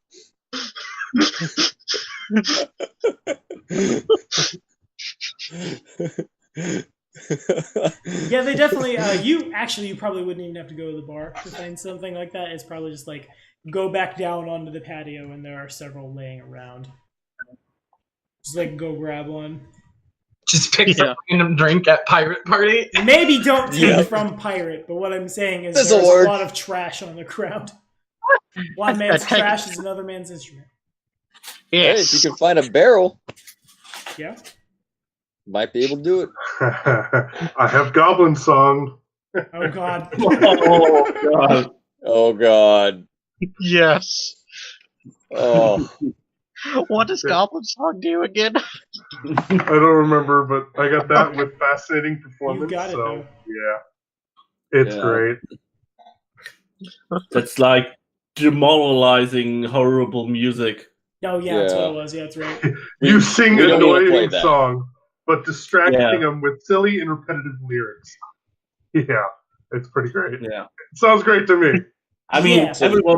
everyone who has played the Pathfinder Kingmaker game and got to the goblin part where they had to finish the song for the goblins knows how I'm horrible taking my those goblins earbuds out because are. I don't want the spoilers. Safe. Safe. Okay, good. All I know about goblins and eventually I'll get one in Kingmaker, and they like to sacrifice themselves to the Noshu for a hunt. That's as far as I've gotten. When you only play it 3 hours a week, you don't get that far. Yeah. Out of here. So basically, Goblin Song is the song that never ends. Yeah. Oh. Yeah. Yeah. Very annoying. Also, it's all about rhyming horrible rhymes. Everything rhymes with orange in Goblin. It doesn't need a rhyme. It just needs to be funny. When you speak every language in the universe, something will rhyme with orange. It That's doesn't make true. any sense. And I currently speak every language currently. Yeah, There you this go. is great. I can Goblin Song in every Yep. Oh, Nice. language. it is good. Okay, Um, so I see that Chewie and Dan and Robin are setting up for the faux performance. Yep. Yeah. How about Bixie and Grimlock? Still case in the place. Okay. yeah, I'm gonna let them be a distraction while I try to gather information. Okay. Well, that's the thing. The best kind of distraction is not a faux performance, but a real performance. Yeah. Okay, fair enough. There are definitely in both of the corners. I want to point at my monitor, but that won't help you guys at all. But I'm not on roll, so I can't ping. But those stairs are definitely stairs that lead up. I can enhance our Guarded. performance with my plant familiar. Just breaks out the leshy. Do it. Yes. Hey, look, it's a living plant. I need something that can hit high notes. Like the monkey. That was so fascinating. Do any of the people up here have like animal companions or anything? Yeah, there's probably the random brightly colored bird. Little monkeys, things of that nature. This is, in fact, the shackles. Oh, come on, my leshy is like totally superior to any bird. That's probably accurate. I mean, don't let the Tengu hear that. Yeah, campaign's over. But yeah, no, you would find lots of, maybe not necessarily anything that burrows, but little monkeys, brightly colored birds of all shapes and sizes. I went all the way up the path, so it doesn't have to burrow, so that I can talk to it. Nice. Okay. Also, So apparently you can talk to the locks on the doors because they're apparently ducks. That's a thing we've done. But I want to single out one of like the monkeys. Okay. And ask if he's seen any like magical tomes pass through here, or things like that. Okay. Make a diplomacy check. Oh man, I'm just wondering how later on I will ask plants like, how do I explain that? Have you seen like an object made of dead trees?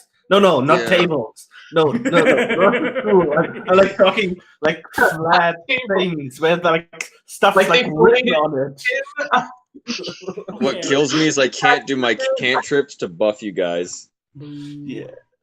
So a 37 is pretty good. The monkey, you I guess you don't lean down being a gnome because it's basically as tall as you. You just kind of like look down a little. Say, have you seen any magic books or anything? And the monkey, it begins to articulate back, but instead starts like jumping up and down and screeching and pointing at the rightmost stairs. And Sounds like a stairs. That's okay. I'm gonna slink away before anybody sees me talking to the monkey. Yeah. Okay. And I'm gonna start investigating the stairs. I mean, could probably All right. I will pretend follow to be her. scared away by the screeching. Yeah. All right. The pirate to whom the monkey belongs grabs the monkey by the scruff of the neck and just, no, stop it, monkey. Monkey bites his finger. Stop it, It's a guy. whole terrible thing. This guy Did he obviously is just not spank good his monkey on TV? Live Did television. Tony just spank his monkey? I didn't say spank, I said Yarr. smack. You perv. He spanked his monkey. That he did. I should edit that out, but instead I'll just go to where you live and I'll find you. All right. Program. So, Great. all right. So back to Dandelion. Has he fixed the violin by the time this guy spanked his monkey? Yes. All right. So then, gonna move up here to try and see if his acoustics are better, and also so that it will carry into the other room more, be a bit more of a distraction. Certainly. Then he's gonna motion to Moonman, and then he's gonna nod at the Leshy as the Leshy pulls out his own tiny violin. Oh, okay. He's like, all right, I think we're almost good to go. Let's try this again.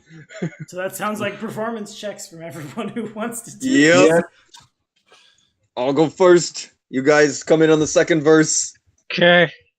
Robin adds Come on, 18. Tommy, don't 8. disappoint me. No, 22. The lowest roll is the 22. Robin Yeah. has 18 and has a 29 actually.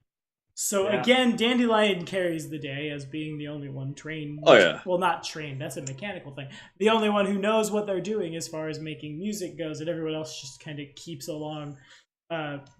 Vrizu is his name, I believe is how I say Yes. that. Takes up the jug Good. and just tries to do like turns just straight like southern fried bluegrass and can basically keep time, but it makes no. It's hard to follow the bouncings of the pirate shanties. Meanwhile, our druid, who I never got a name for, by the way, Robin. Oh, sorry. Didn't send you that. It's Drew the Druid. Oh, okay. Yeah. Thanks. Is able to basically keep time, but not so much harmony. Just kind of like hitting random notes and holding them. It's certainly distracting. So what is your character's name, Robin? Actually. I think he didn't have one. I think Oh, I called okay. out on live TV. No, I just Oh. got one. Oh, neat. Well, what is it then? It's Elric. Elric. Yes, well done. Yes. Okay. What's the Dandelion is going to look at Vrizu and say, "Just get a barrel, empty barrel, roll it over here, and use it as a drum. That'll sound better." Okay. I get a barrel. Do I re-roll? Yeah, sure, go for it. See if you're better at playing the barrel drums. Yeah, Dandelion's like, "I've got an ear for this. I know what I'm doing. You're considerably Dandelion- better. Much better." The rhythm is Much not in your better. lungs; it is in the hands and feet. And you're not a bad percussionist, Nice. it turns out. Yep. I didn't know I was. Maybe I've missed my true calling in life. Yeah, he's looking at it, he's like, "I've got an ear for this. I know. You're a decent drummer. Keep it up." But did you listen to his musical soul? Like, He has the reason it Should have works been a is because soulless drummer. I'm Vrizu, that kind Vrizu of bard. is a I'm that he's a kind of- bleachling. Vrizu doesn't have well, he has a soul, but his life he has basically like chronic depression that will kill him because that's how no's work. So Yeah. he doesn't have the soul to play an instrument other than the drums because all he has to do is count to 4. Well, the shanties are probably in 3/4. Has to count to 3 over and over again. Yeah. Much easier, the counting. So we have a bard. We have a rogue and we have a rogue wizard who wish to sneak up the stairs. Sneaky. If you could both make stealth checks for me. I'll pull Rogue with it. Also can't use spells. Feels bad, man. Feels bad, man. I can actually use some type of stuff. I mean, I do have a lot of non-lethal spells, but I'm unsure how picky they are on what spells you are allowed to use and not use. Mm-hmm. Yeah. Alrighty, My- I do to look. So you had to, so that works, and now there's a second one. It's over here. And okay, so you guys both are successful at breaking the perception DCs of these two, which is good because as you get to the top of where you're going, it's hard to miss the contract devil. It's real hard. They stand out from the crowd pretty severely. Talking to someone in the back corner of the room. That someone, I rolled for it because I'm supposed to do that to determine who they would know, and I rolled a 1, so that 1 is Grimlock. Grimlock recognizes a high-ranking member of the Dominion of the Black named Nissarian. You and Nissarian personally go a really long way back, kind of like Grievous and Obi-Wan throughout the Clone Wars, that kind of thing is the best way I can think to describe it. They haven't noticed you, but they stand in the corner of this like partying room, seemingly just trying to keep to themselves. People give the contract devil a lot of space, but no one is like going to swords and holy symbols over it. Are there any doors up here? Yes, there's a door right here. In addition, as you move up here, you're also there are some people coming down the stairs. The guards don't stop you from going up this way, but it seems to be the procession that would like go up to pay Wark respects is supposed to start like on the other side, come up, move down. So you guys do it. That's probably how the stealth check is pulled off. You're dodging like under the legs of people who are trying to move past you down the stairs. Gotcha. I would like to read lips to see if they're talking to each other. Yes, they are. I would like to read lips to see what they're saying, Okay. if possible. Does that require a check? I forget. Gotta find I know it it's a again. skill feat you get from society, I believe. Yep, and I'm Yeah. definitely trained in that. Okay. When you are at your leisure, you can automatically do this in encounter mode.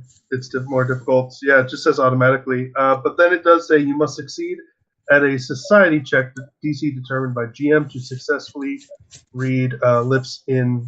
Oh, basically during combat. But other than that, I can read lips, automatically. Okay, I think I'm gonna But go ahead and say, go ahead and make the I am- society check. It just doesn't cost actions because we're in like exploration mode right now. Yeah, I am fascinated and flat-footed while reading lips, but that's it. Gotcha. All right, Bixie, now's your chance. You want to sneak attack on me, flat-footed, dude? Attack the And goblin. I have tongues, so I can read I can understand every language. That's accurate. Okay, so they're speaking in Infernal. Haha. Good thing I did that. Indeed. You get with a 23, you don't get really all of it. The Contract Devil's back is turned. But the long and short of it seems to be that it might something ruse, something wait till people aren't paying attention, something Wark go outside, something temple, and then look in the direction of that door. Okay. I don't see any failure on leisure. It says only in encounter mode where I would actually fail. So I think leisure means like you can do it without using actions in exploration mode and stuff, because there's not like a leisure mode. Yeah, well, I interpret that to be as long as I'm not in a stressful like encounter or something like that. This is more of just leisure is more of, hey, we're stealthy, we're able to just take our time. I'm able to focus on them without worrying too much about my surroundings. Mm-hmm. Yeah, again, I'm still gonna call for the check. There's reasons. Okay. I'm imagining if there was a leisure mode, you'd pull out a reclining chair, more like one of those outdoor ones, and you'd have a drink in your hand, like in TF2. Yeah. Engineer. Get your scotch. Maybe take a toke. Don't really need to So do relaxed. anything. I kind of just want to enjoy the party. Yeah. Everyone else is in leisure mode, but the five of you. So all I heard was ruse, basically. You heard there's something about a ruse, something about they're gonna try the door when people aren't looking, and something about how Wark will go outside. They're gonna sacrifice all of us. Oh no. I mean, it is a contract devil. One thing you would know, you specifically, Grimlock, because there's a like nemesis subplot in this part of the AP between you and Nissarian. He's probably not here to sacrifice, as Ellie said, but it's also, in addition, there's I forgot this part. There's a little goblin following around Nissarian who appears to be his butler, running him drinks. He picks up the drinks, looks like down at the goblin.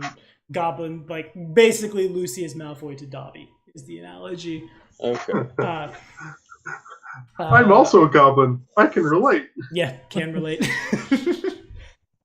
He's basically just trying to stay out of trouble. He's not trying to really partake in the party, and he hasn't noticed you, which is probably for the best, because as you recognize Nissarian will also recognize you. Yeah, and he's probably going for the book. I mean, that's kind of obvious. That would definitely be, they said the Night Heralds will also be moving on the tome, and they're probably moving on the last theorem through Nissarian. I will go close to Bixie and whisper to her that, I think we got some competition here for the book, and point and identify them to her and tell her, that stuff. Also, watch out for that goblin that's running around, because he probably would know me as well. Yeah, maybe. Yeah. That doesn't necessarily mean a bad thing. Again, it's like Lucius Malfoy to Dobby. And in this case, you're Potter, I suppose. But Potter the Blue Goblin. Yeah, he's great. You're a wizard, Harry. I'm a what? No, not that again. Sorry, I'm done. That was so bad. Yes, it's definitely very not good, but also eats your soul. All right, then I will. I mean, I'm assuming the book's probably behind that door where they're waiting. Well, I tell her about the ruse, and then I'm gonna try to go to the other performers and try to tell them, basically. Okay. All right. Seems good. If the other performers That's the would please plan. make another perform check. Can't believe I'm still. Wait till Alright. they're done. I'm gonna roll for Robin. Has a 25. Not bad. 31. 31 from you, and a 20. He's lost the gift of music. The poor- Oh, one, poor two, Oh. You hear me start mumbling the numbers, trying to keep beat. 1 yen, No. 2 yen, No, 3 no, it's just like, yen. as soon as Grimlock tells us this, we're all like, wait, what? I'd wait till you've done performing. I'm not gonna tell you right as in the middle of the song. The That's song just ends. insane. People drunkenly cheer. They go to throw coins at you, and realize that would They be cheer that it's sacrilege, that's and over. they promptly go out to the temple and throw the coins there instead, so as they are not killed by the ghost ship. And then they come back and are happy to watch more. They cheer that the Alright. song is over.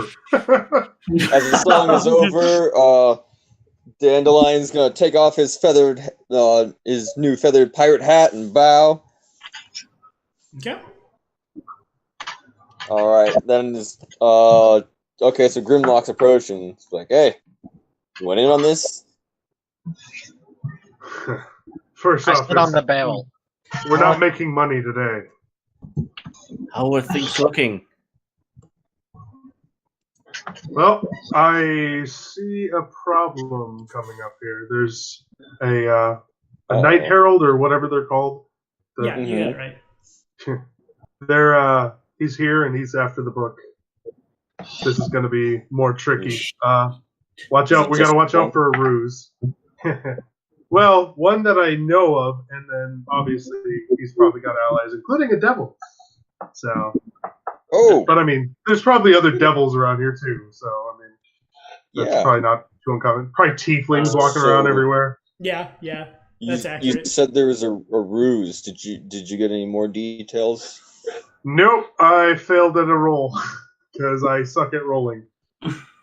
That's the way it works in this version. Yeah. All right, what are you gonna tell them about the fact that they're gonna wait until the bird walks out? I'll tell you everything I know, but okay. that might have, Okay. yeah. Okay, so Dandelion's starting to put 2 and 2 together. He's like, all right. So what we can figure out is they're probably going to cause a distraction as the bird walks out, or after the bird walks out. They're going to do something either to draw the bird out of the building, or they're going to wait for it and then cause a distraction. That's when they'll make their move. So when that happens, we either need someone there to stop them or to be there first. I would go with stop them simply because I don't see how we get in first. What do you guys think? I mean, I can tail the guy to keep an eye on him and that kind of thing. So if I see them do something, I can try to alert people. Grimlock, how well do you know this guy? Unfortunately, well enough to hate him. Okay, does he know you? Yes. Then we should definitely have Bixie tail him then, since seeing you would cause a problem. And really quickly, can I get Grimlock to make a perception check real quick?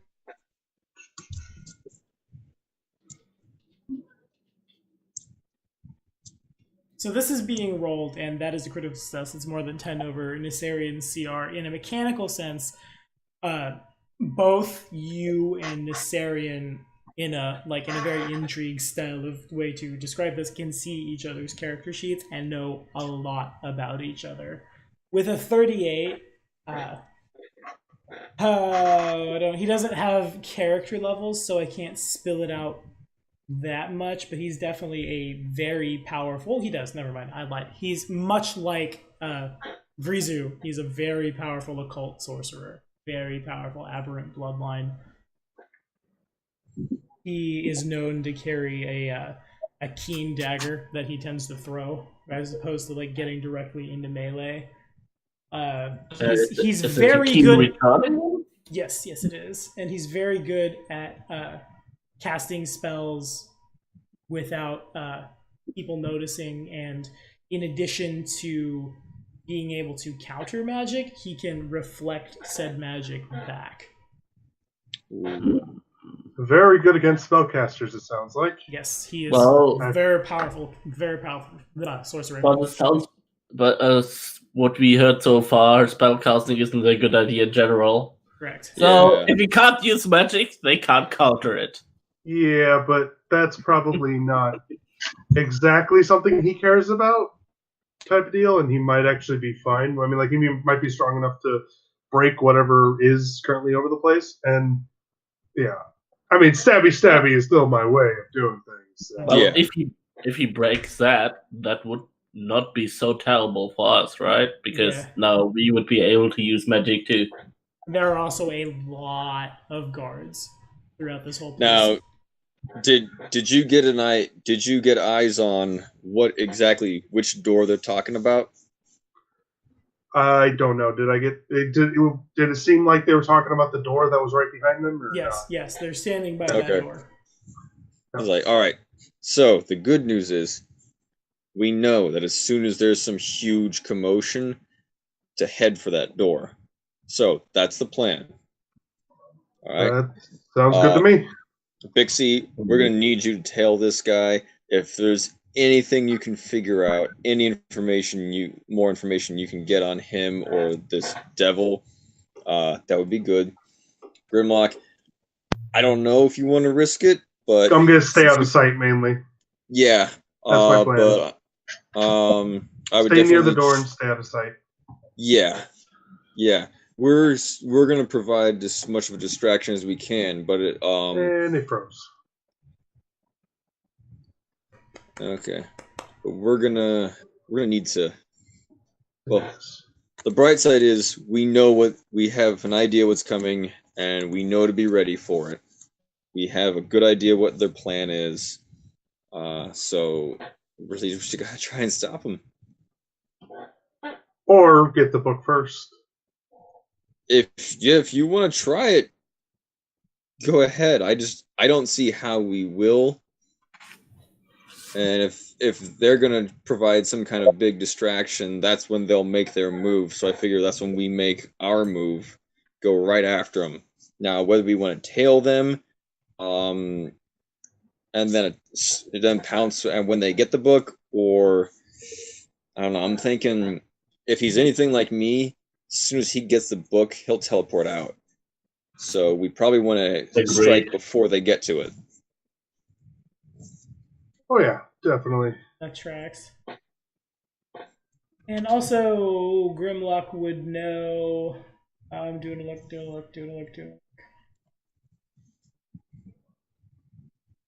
It would. Okay, yeah, fair enough.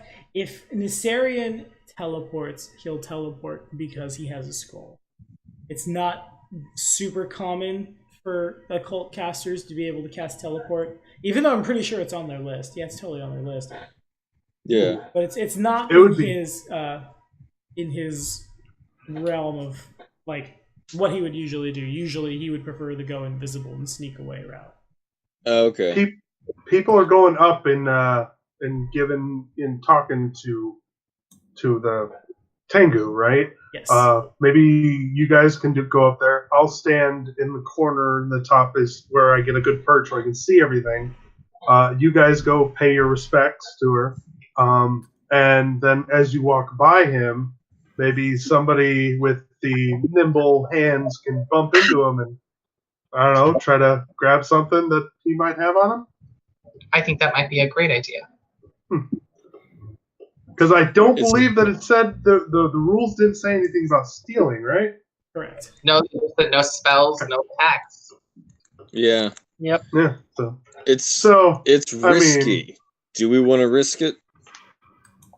If we screw this up, what are they gonna do? Claim we're stealing?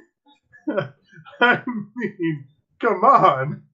But I also I went into things like subtle theft and stealth thievery, and so I've got some pretty good thievery stuff on our side.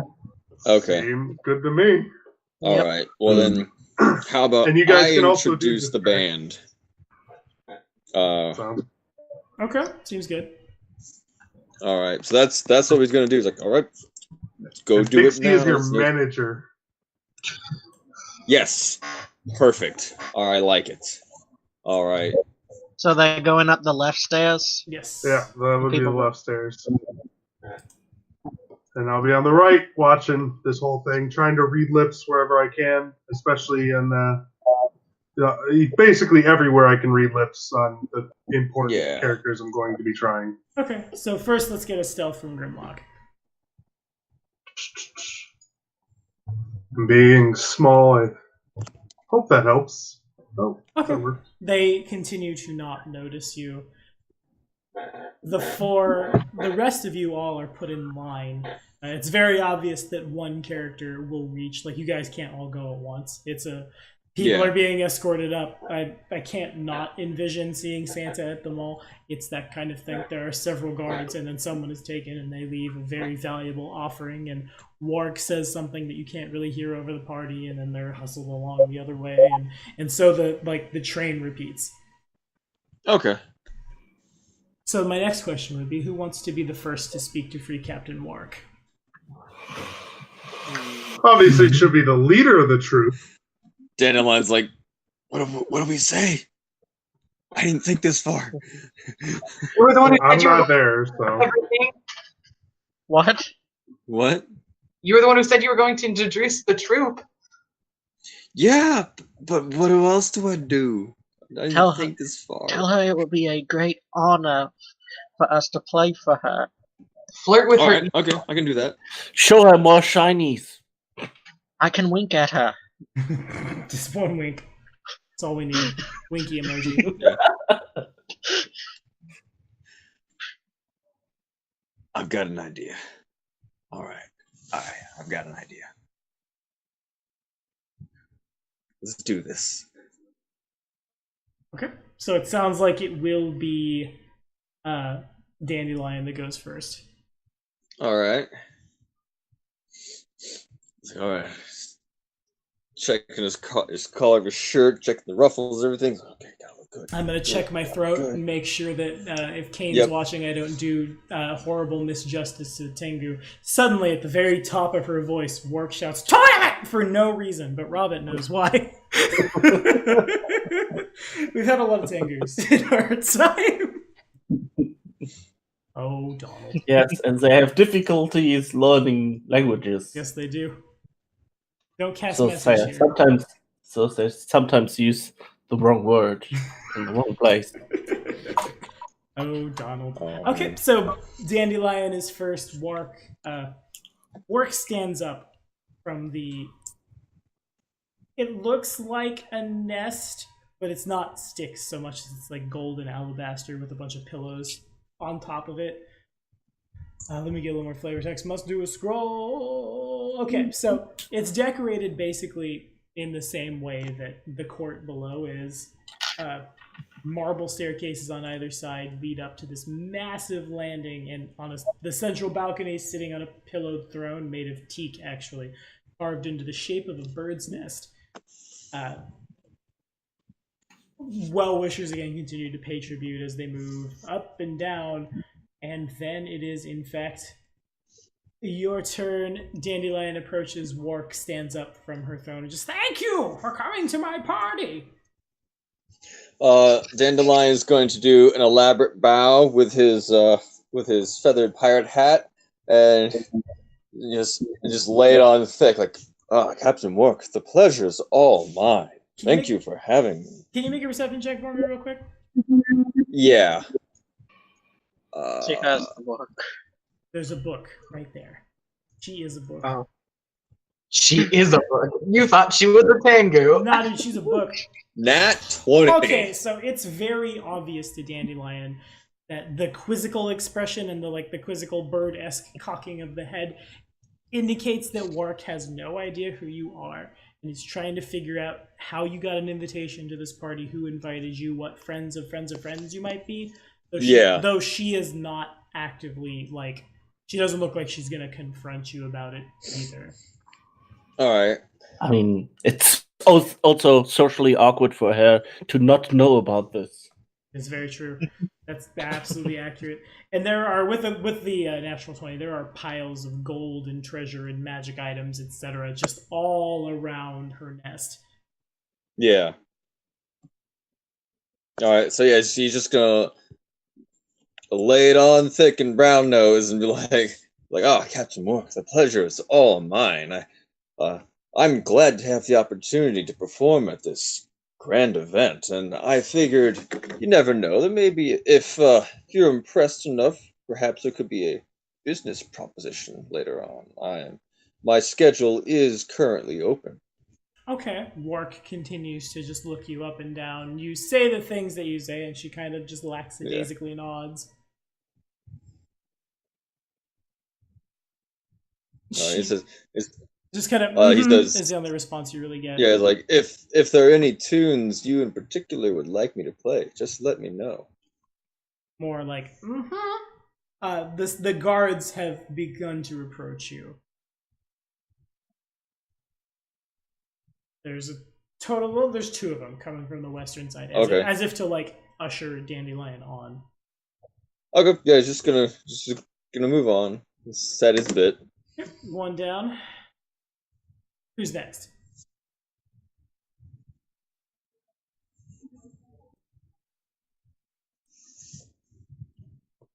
Well, gee, don't everyone volunteer at once. I know, right? One of you's got to think of what to say. Like, well, we should go. Who's up there in the line first? I guess I'm going next. All right, thank you, Ellie, for being brave.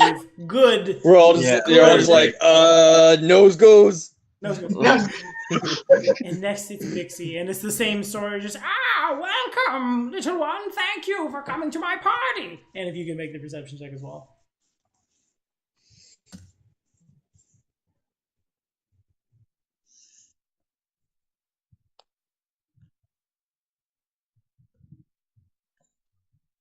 You also realize that Wark is quizzically looking you up and down because Wark does not recognize you, and now that there's been two of you in a row, Wark is kind of looking down the line. Who are these people? Pretty much. I'm gonna say, I heard of your notoriety and just wanted to see the Pirate Queen myself. Okay. If you would allow me, I would like to cast a small spell for you. Okay, so that draws Wark's attention. That is not allowed here. Guards moving in. I would never wish to break the rules of such a sacred event. I'm going to pull out a few gold and then just hand them to her. I simply wished to woo you. And as I walk away. So the few gold you pull is but a paltry sum compared to everything else that's laid around, especially because, like, people before you are, like, dumping their life savings, which actually was stolen from someone else because they are all pirates, just all over the place, and then off it goes again. And may Besmara bless you, just kind of like almost like glaring down beak at you as this paltry sum is paid and Bixie is escorted down the stairs. All right. Oh, down the stairs, money. not to where she can walk by. Oh, yes, that is the thing you want to do. That's correct. Okay, now's the time. All right, we're in position. So, I mean, they're allowed to stay up there, but everybody else is escorted down. Yeah, everyone is being escorted down. As you can see, Dandelion has been escorted down. I've got to look up the effect of subtle theft real quick. Okay, cool. It just says that if I successfully steal an object, observers take a -2 circumstance penalty to their perception DCs to detect my theft. And additionally, if I create a diversion using deception, taking a single palm an object or steal an object action doesn't end your unseen condition. Okay. So we're trying to steal from Nissarian. We have a 36 over my perception DC.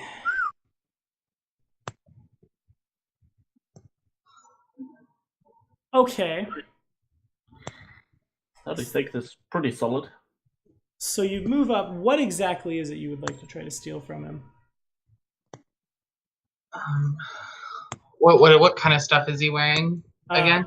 Dark robes that are like they kind of scream Dominion of the Black, despite the fact that he's trying to be incognito. Steal a teleportation scroll. Yeah, that's what I remember hearing something like. He has a dagger. He has a dagger on his belt, but that's the only thing you can really see. No scroll tube. No scroll tube. Oh, that would be perfect. Yeah, that would be hilarious. Steal a teleportation roll. He does actually. I lied. He you don't see any kind of like scroll thing, but you do see there's a staff on his back. He has bracers on his arms, and his purple robes terminate in a cape on the back as well. Oh, can't take any of that. It's too obvious. Well, the dagger. Yeah. Something. Yeah. That is definitely something he does tend to wear it. Isn't it a dagger of returning? That becomes awkward, doesn't it? Yes. Well, he didn't throw it. If you take the dagger with the holster, it returns to the holster. So yeah, so don't leave the holster with him. Yeah. So there's a 36, and I need to know what the other variables are. I heard -2 if something. -2 if I succeed. -2 with the perception if I succeed to steal the thing. Okay. Okay, this is harder for him to notice. And this is opposed by his perception DC. Yes. He does notice. Yeah. It's close. It's really close. But you move up and you go to pull the dagger, and he and actually probably also, let me roll for the devil. Well, I wouldn't roll for the devil. It's over at DC. And, well, actually, the devil might have failed it. Devil's too busy trying to quickly learn how to play the violin because it's become popular now. We Yeah, made it popular. Everyone is playing violin. The contract devil does also notice. Both of you notice, and Nissarian's hand just kind of like flies to Bixie's wrist. Put that back. Well, this is awkward. You've ruined the party! Cliffhanger right here. Be hilarious if this is the distraction that lets Grimlock through the door. And we'll find out that if only it would have happened an hour later. We still have 50 minutes. Yeah. Yeah. That would have been such an awesome cliffhanger. Oh. You got caught stealing. Dum dum Dun, dum. dun, dun. The guards don't notice. Wark doesn't notice. They're not really looking. Nissarian also seems to be keeping the attention away from him, so he's not about to just, guards! Thief! He's not going to break it down. I know. This is great. You can literally say he's trying to rope you or something. Oh, yep. No, I'm just going to start screaming that he grabbed me. Okay, make a deception check. Oh, man. This is great. That's Sounds not good. the worst idea I've ever heard in my life. No. Oh, Okay, good. so that's Okay. over the perception DCs of several people. Wark, where's the status? Big man's trying to grab this little woman. I'm going to start, pulling on him, let go of me. How do I want to do this? No means no! Meanwhile, as I'm grabbing my arm and his arm, I'm keeping his arm on me to make it look bad. Nice. So, Wark believes the lie. That beats, it does not Nice. critically succeed Wark's perception. But it definitely, Wark believes that Nissarian was the aggressor here, and so do several of the guards. God, what do I do here? Nice. There's nothing in the adventure path that says if someone does this, this is what happens. They didn't think of that. Over. Okay, I suppose I suppose. do this if one of your man. character accuses another character of sexual harassment.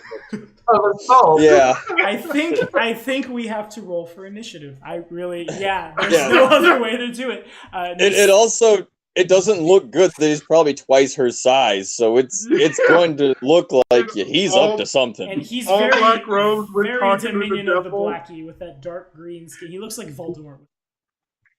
Oh man, Did we force the encounter? this does not look good for him. Okay, plus 22 for Nissarian. Oh my god, okay, this is weird. The contract devil will also join the fight. You started the fight. You also saved us from If awkward conversations with the Tengu. Yes. If they fight, does that mean all the guards and the Tengu is going to join? There's going to be a lot of things are going to happen. That's what's going to happen. Oh man. Do I use my stealth DC that I already rolled? Or do Go ahead and Well, roll yeah, I was something gonna say, wouldn't Bixie use her distraction as her initiative? Yeah, sure. We can do that. That's fine. Bixie will go first, because that was pretty good. Yeah. Because the 37 That is also was- what Nissarian has. She got the drop on him, all right. Okay, Did you roll one dice for me? 1, 2, 3, 4, 5. Yep. Let me get my contract devil in Okay. here. This is not how this is supposed to happen. Okay. Oh, We're not I got here a to- good one too. You did. This I'm is not just breaking the Dude, game. she screams out like, "Help! Help!" He's like, "Oh, Did I- the damsel!" Oh, it's just Bixie. The damsel is in distress. Grimlock has a 25, and I need one from Chewie too, please. Okay. I didn't know. Go into my. You see this look of like on Dandelion's face, like, oh no. That wasn't Pretty supposed much. to go that way. Alrighty, this is welcome to Pathfinder is what we are doing. Okay, I don't even know. Okay, so I'm glad I made tokens for the guards, because there was like, if a fight happens, 10 guards show up every 1d4 rounds, and that's Oh man. okay, this is what's Every gonna happen. what? Yeah. Holy that's what's crap! happening. And there's guards right there, right now. Mm-hmm. Oh. They're very close. Okay, I Just gotta gotta check find- something. Everybody's everything here. Loading. This is the best. Him noticing and grabbing her is the best thing that ever happened so far. This is fantastic. And Robin adds, what do you add for Plus initiative? plus 19. So 27 coming from Druid. Okay, Yeah, not thank bad. you. That's solid. And then I'll roll once for all of the guards. Someone hurry up and die so you can the guards. Let me I make know, sure I have right? the numbers right. When the Galler I volunteered, but I have to perform in an hour. Yeah. Anyone who casts a spell from the Citadel goes Now out. we're so far away. The disadvantage of being small comes into play. Yeah. I need more rounds to get over there. In the unlikely event that combat breaks out, the crowd at the gala serves as so every square on the board is difficult terrain, and Oh, 5 man. guards attack every 1d4 rounds. Did I make a token for guard? Who can be our guards? Who wants to volunteer as guards? Even up there, it's difficult terrain. Yep, it says all the squares are. Oh yeah, because everyone's filing in and filing out. 5 pirate guards. There are 2 here. These will be the ones that respond first, as they are right there. Wark seems content to not take part in the combat and just kind of hang out and just kind of watch perplexedly as all of this happens. And Bixie is first. Do not attack first. Do No. not attack first. Self-defense. Well, we might be able to do a slap Right. to Smack make him. the How does that affect movement? Difficult terrain. I know how it works in the old game. Let me double check. I think it's still half movement. I'm sure squares count as double. Yeah. So I can only move 4 squares because 25 are hmm 3 squares, like two or 3 squares. Right. I'm searching the PDF here. Be double great for the both of us. I need to watch Walk Hard and Dewey Cox story. Movies. Page 144. Okay, that's where it is. Boom, boom, bam. Too bad no one played a dwarf. Or an elf. I was thinking about it. Would have been good. Okay. Why does it should be right here? Downtime, skill activity, secret checks, escape, grab edge. None of this is difficult terrain at all. See page 312. This book is organized badly. I am angry. Okay, difficult terrain. Should be like right chaw. Okay, difficult terrain is any terrain that impedes your movement, ranging from particularly rough or unstable to moving into a square of difficult terrain or moving 5 feet into or within. Costs an extra 5 feet of movement. Moving into squares of greater difficult terrain you don't have to worry about. Movement you make while jumping ignores the terrain you're jumping over. So there you go, acrobatics, peoples.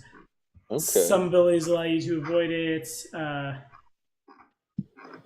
And no one can step. Okay. So basically, it's exactly how it used to work. Bixie is first. And at this point, when people are saying don't start a fight, the fight has started. The Sarian actively looks as if he's going to cast spells at people. The guards have their swords drawn. Ooh. Well, the guards do they look like they're going towards Bixby at all? They're moving in that general direction, yeah.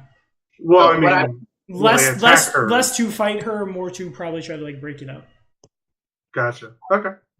So what I'm going to do is I'm going to make one final yank on my arm, letting go, and so I'm pretty sure he was trying to let go of me. Yeah, pretty much. That's fair. And so in that big show, I'm going to kind of throw myself on the ground and then just crawl 10 feet over here and keep screaming for help. Okay. So let me... Deceptions? Yeah, make a deception check if you would, as I check to see if... I don't think anybody has anything they can do. The Sarian has no reaction. The Contract Devil also has no reaction. Okay, fair enough. Make a deception check. My mouth just died. Oh, good. Well done. Congratulations. Oh. Huddle around and grab a cord. Okay. Well, I'll just throw a d20 at the board. What do you add? I had a 20. So with a 30, the deception is continued to be believed. Is that your turn? Nice. Yeah. Okay. That should be, yeah. Now, what does Nissarian do?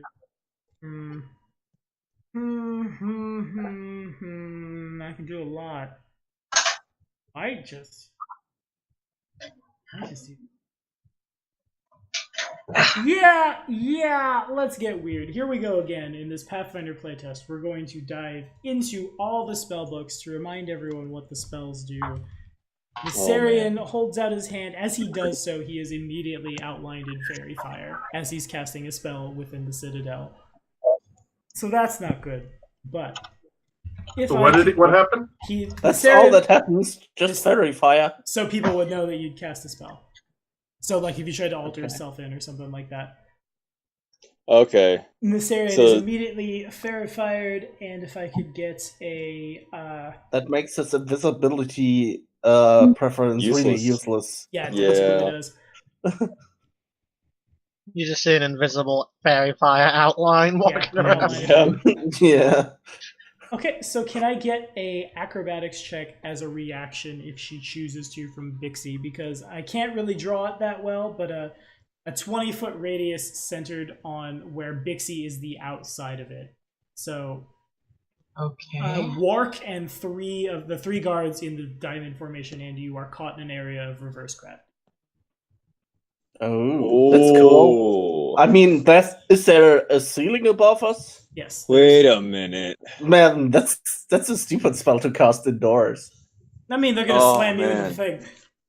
So the captain is able to grab onto something really fast to essentially like both Bixie, who also passes, and Wark grab on to the floor and are hanging as an area of reverse gravity triggers, but I imagine, what is my DC? What is Nissarian's DC? A lot, probably more than the crappy guards can even, like, try to do.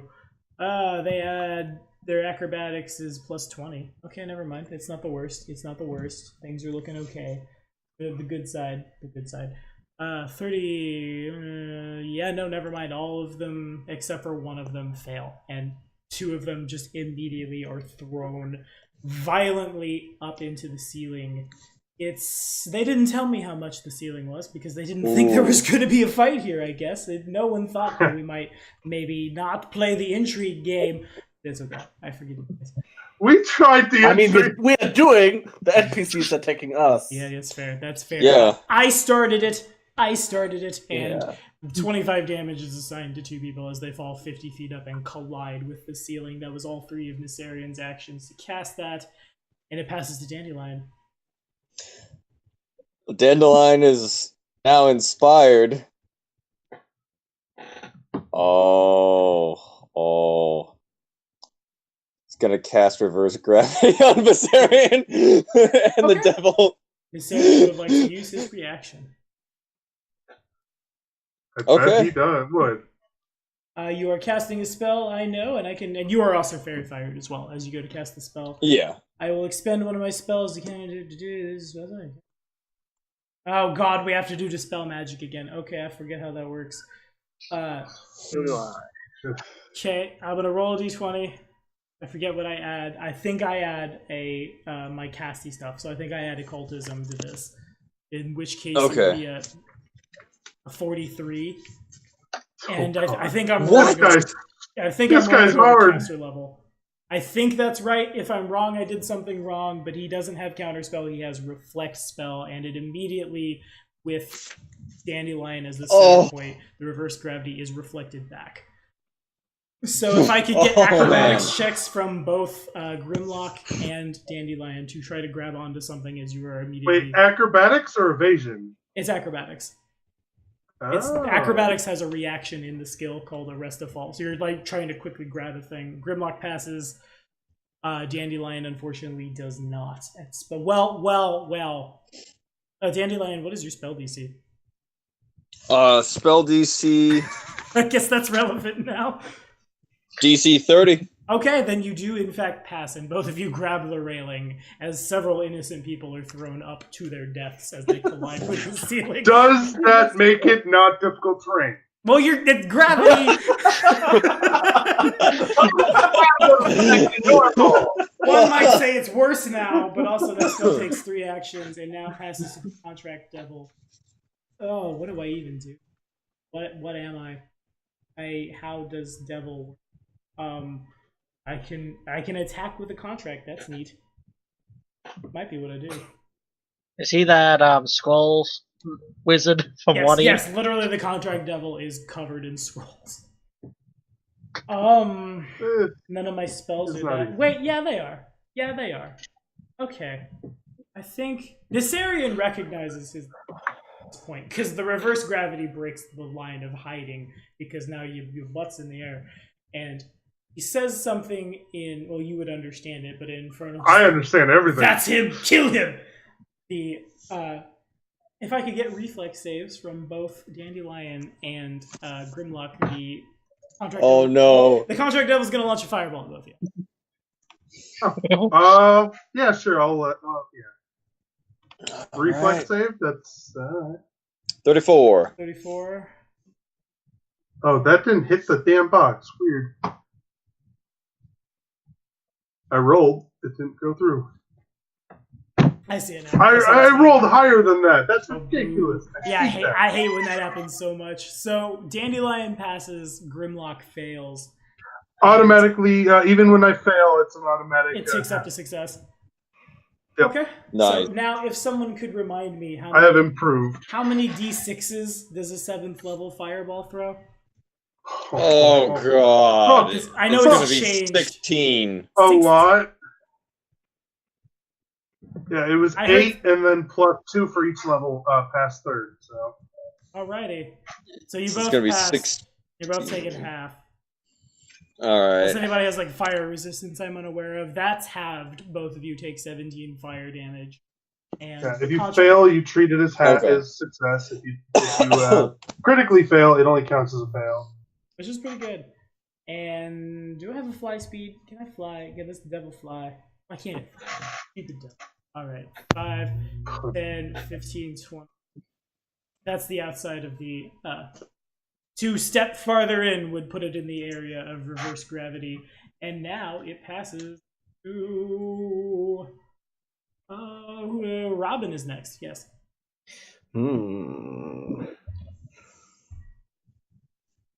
What can we do? Should also do like fun spell casting, I guess.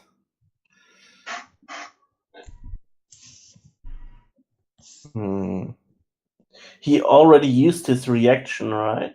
Correct. So he can't counterspell again. He didn't counterspell, he reflected. Yeah, but which is worse. that's just counterspell in upgraded form. Yeah. Either way, it's still that his reaction is used up.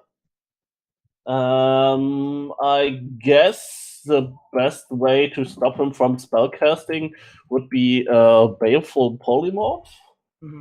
Ooh. Actually, this is over here. I lied. This difficult terrain still. Okay, Baleful Polymorph is the thing. What's my save DC? Yeah, save DC. Let me check. Didn't expect to be casting spells on people. Yeah. I thought that would be what other people do. Not talking man. All right. That's not class DC. Where's the there it is. Proficiency. That's a 30. 30? Well, alrighty. Yeah. So I add 24 and have a can't math a 39. 24. Yeah. What? Jesus. Jeez. So that's just a failure, not a critical failure. Does anything happen to me on a failure? Let me check. Failure. The target transforms for 1 minute, but keeps its mind. It can spell all its actions on its turn to concentrate on its original form, granting it a will save to end the effect. Even on a failure? Damn. 4 degrees That's of success is awesome. a thing. So what does he turn into? A squirrel. Squirrel sounds good. Alright, cool. Squirrel. And poof, he's a squirrel. But still retains his casting ability, right? He keeps his mind. Keeps his Not- mind. He not the needs ability. he needs to spend one turn to turn back. Otherwise, To get another save. Yeah, Mhm. yeah. Okay. He pretty much can just try again and completely end the effect. Right. Okay, fair enough. So that was Wow, probably 2 that's actions. a powerful spell. Holy crap. Well, after Yeah. super You should get 2 closer. actions. Not as strong as it used to be, but still pretty good. Man, I miss the days where people needed to roll system shock. Oh god. Are you doing checks. anything else? No, wait, I think that was 2. Wait, Baleful Polymorph is 2 actions. Okay, I'm moving closer. Alright, the squares are double. Okay. So 10. So you can move 2 squares basically for a stride. Yeah, that's fine. It passes now to the guards, who 3 of which are basically, well, they're not out of combat. They have probably Murder the squirrel! Yeah, and I think that's what they have to do. They Squirrel jerky. So what happens is these 2 are gonna step over here. They don't have catfall. I had to go back and check. So they're standing on the ceiling, and as they move, they draw daggers, which they're going to throw down at Nessarian. So what happened to my AC? It doesn't say on. Isn't it the same as all polymorph spells? AC is what you become. Yeah, I mean, AC of a squirrel. What is the AC of a squirrel? They hit him so hard. I have no idea. I have no clue. Oh my god. I'm gonna say we'll function it like normal polymorph. He doesn't have his braces of armor because he can't, because they're melded with him. So plus 19. Okay, that sounds plus fair. 19. So That regular sounds fair. polymorph, doesn't that mean his AC is that of a squirrel? No, because it's not No. 3.5. Yeah. So, But I mean, I remember Still, the druid turning into denying the druid him didn't have the AC of the squirrel. bracelet. The druid had an AC that was expressly listed in the spell list. Since we don't Yeah. have Gotcha. the Baleful Polymorph, And I'm just going to take away that's his not bonus. the case for the Baleful Polymorph. Right. 'cause there's Also, no- I think that would be kind of OP because that would pretty much turn the spell into like a crit feast. That is how it Yeah. worked back in the day. Although I think that, Yeah. I mean, that's most of my armor class gone because my mage armor is gone. So that Which is means pretty sweet. 34. I've lost ACI of that much. Yeah. Okay, so both of those don't crit, but they do hit as daggers come down. And then for their last action, they draw another dagger for a considerable amount of damage for them being just mooks. That's not bad. Oh, what is it? Yeah, that's not the worst in the world. Plus 1 daggers go flying all over the place. Plus 5, so 5, 7, 8,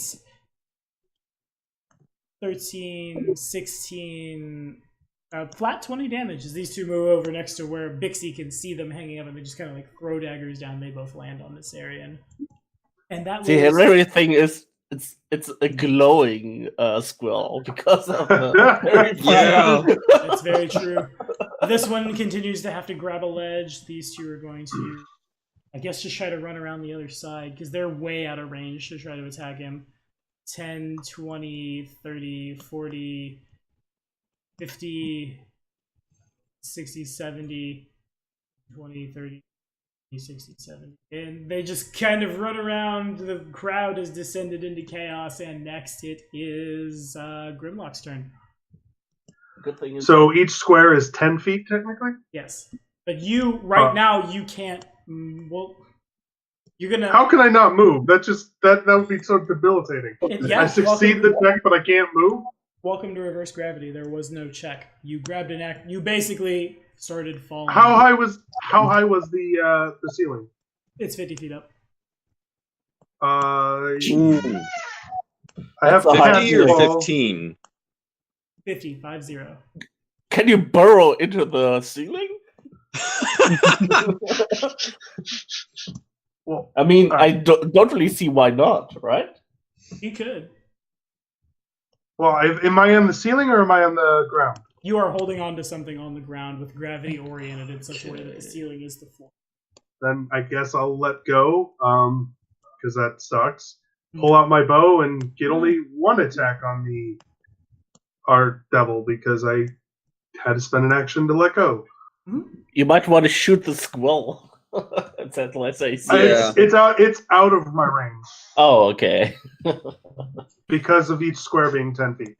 Each square is 10 feet for the purposes of terrain, not for the purposes of actually what they are. Oh, I thought, okay, then yeah, I will actually shoot at the squirrels. 30 hits. Okay. Nice. I somewhat start to feel sorry for him because currently he looks like a cute squirrel and he's like Yeah. He's not a He's skull of huge. nature druid. He's gonna be a shish kebab pretty soon. He yeah. does take 14 damage. Yep, Because that's with my Masterwork short bow. So that means, is it difficult terrain on the ceiling then?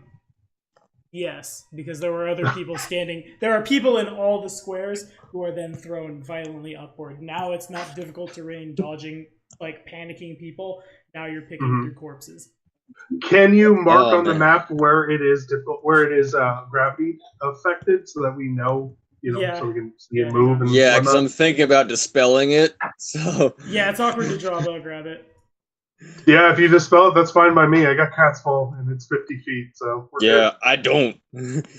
Well, you're fine. Dispelling it wouldn't harm you. So it's this I mean, one was. well, he would still fall. Well, I was afraid people would die, but if they're already dead, then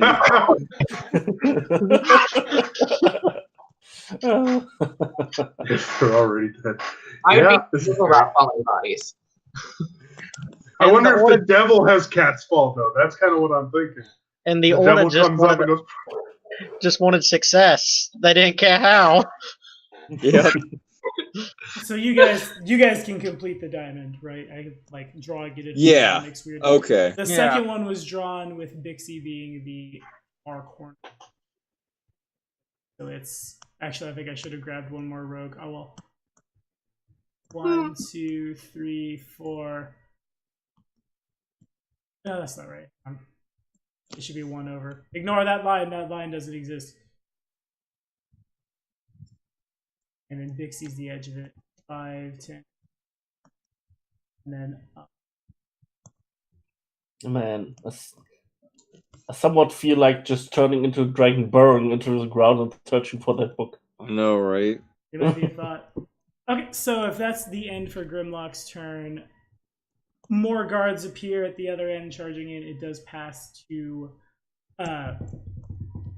Nissarian, who everyone's gonna groan at. Actually, no, I lied. It passes to Bixie first. So I have catfall too, so I'm gonna do the same thing of letting go. Okay, got it. You fall to the ceiling. And then I'm gonna spend 2 actions to take off one of the beads of my necklace of fireball, and hit them with it. Okay. You're so far out of range. This is great. The devil is probably immune. I mean, I wouldn't bet on it. Yeah, right? Yeah, okay. Yeah. The devil is flat immune to fire. Nissarian will make a reflex But save. a squirrel is not. Well, and the guards. Oh man, I was. The guards are yeah. out of range. The guards are on the out of ceiling. range. Yeah. They're 50 feet in the air. Oh, that's The guards are right, out of yeah. range. Oh. And also, could Bixie make a touch attack? Yeah. I have to like reverse all of these saves real quick.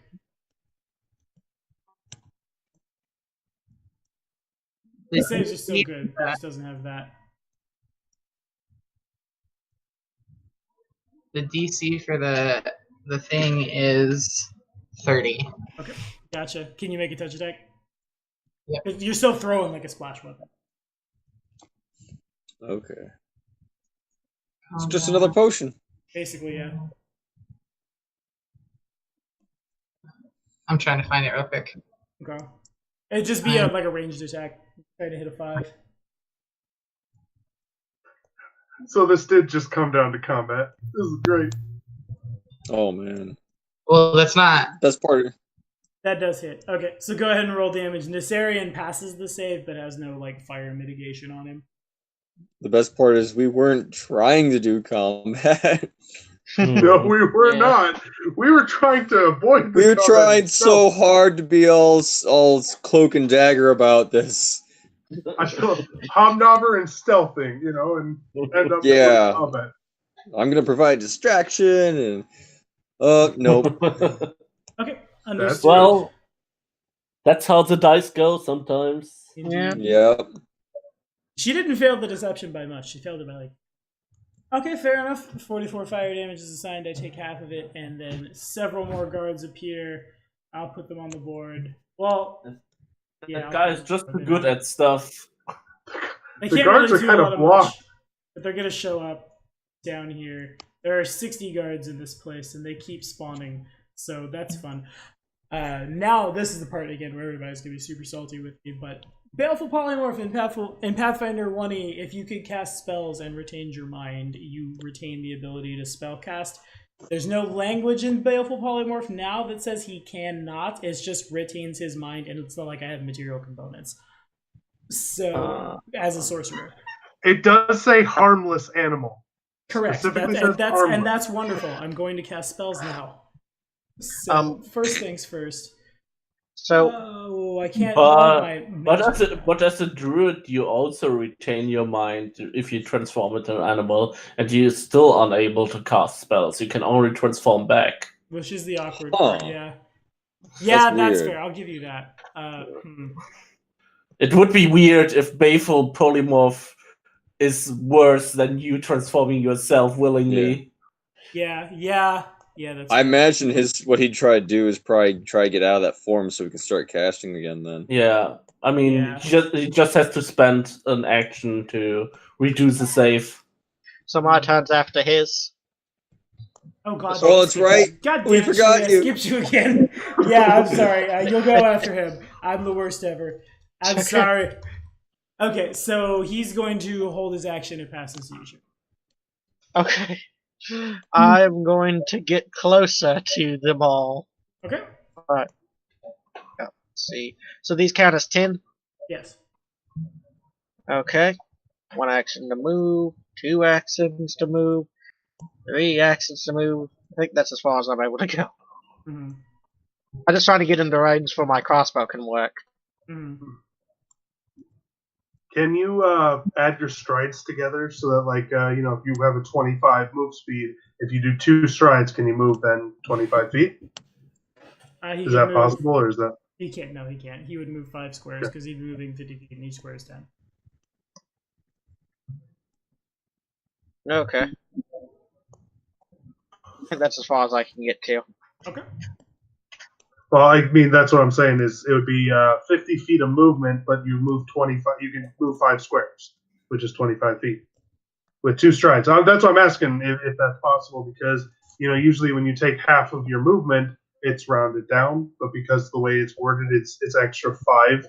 And if you use 2 stride actions, I said that each square 50. costs double, but what it is each square costs 10.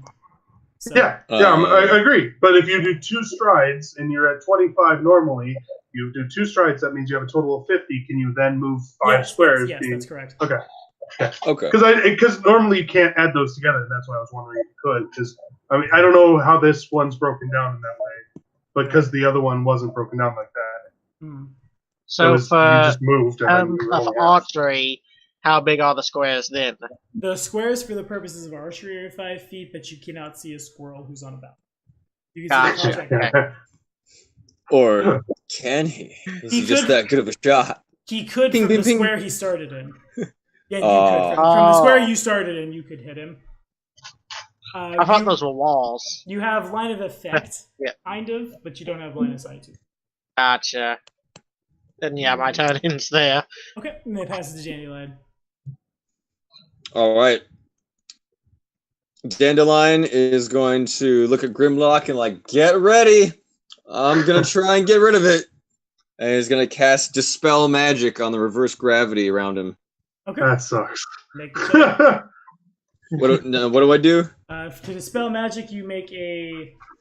Oh, man. I know we've covered this like 3 times in the past 4 episodes. But I forget. I know, right? Dispelling your own spells sucks so bad. If it's a spell roll, then I just got to get a 10. Yeah. Actually, hold on a second. That is a thing. It's your own spell. I have no idea if you can cancel. Can you your just own turn it spell. off? There's no concentration. Like you don't not concentrate to end it, but I will say you can spend an action to just your own spell. Like you could. Oh. Because Well, in before that case, you could end your own entangle as a standard action. Okay, well, yeah. Then in that case, she's just gonna like, all right, get ready, and turn it off. Okay, fair enough. And so it was. Would All Grimlock right. like to grab an edge? Grab an edge. Because he's now falling, and if you want to stay on the Oh yeah, If I fall 50 feet, no. If it's just 50 feet, I'm Gotcha. good. yeah. He's got I his should be cat able to fall. gauge it. Okay, yeah, it's the same. It's literally the same distance twice. So As he comes down, Dandelion's just like, that was cool. And then he's gonna take out his loot and then cast Allegro. So everyone that's against this sorcerer now has an extra action they can use, I believe, to move or attack. Oh. that's right. Is it haste? Yeah, it's haste. It's a haste for everyone, and it just cost me 1 action Wow. for all my allies. That's a 14th level bard cantrip. It's awesome. It's very good. Is that your turn? Yeah. Yeah, that'll be my turn. All right. So it goes to the contract Everyone is devil. very fired. The contract devil will spend 1 action, 10, 20. Well, hang on. Actually, yeah, no, it has to use its whole turn because its speed is the same as your all's. That's kind of unfortunate. I thought it would be much faster. Boo on you, contract devil Casabel. So He wasn't supposed to fight in 10, here. 20, 30. Casabel will spend an action to open this door that Casabel is standing by, which is the end of this map. the map is so big it's split into two. And then Casabel, that's all three of Casabel's actions, and Nissarian was holding turn. Nissarian, the little squirrel, is going to scamper into the door. How long does Baleful Polymorph last? A minute. So this is my second round of 10. As Nissarian moves out of sight, and things happen that you can't see. Then it passes to, because I have to use all three actions to try to end it. So blah. It passes to Robin. All right. That's where the fun begins. Do we? Turn into a chase now? That's This is always supposed to be something like that. I mean, the devil is just a contractor, right? If you kill the sorcerer, he should disappear. It's hard to say. Or we could make a better deal with him.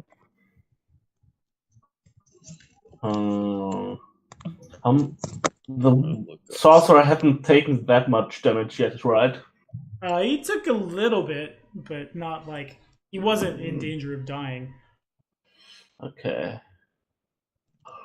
Feels like it might be a bit too early to finger of death him. Seems good.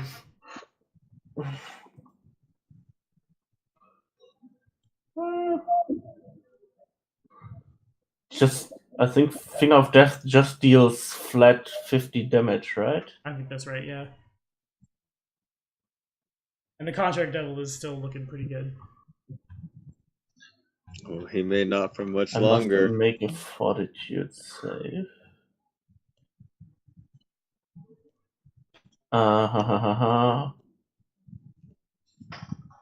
That's...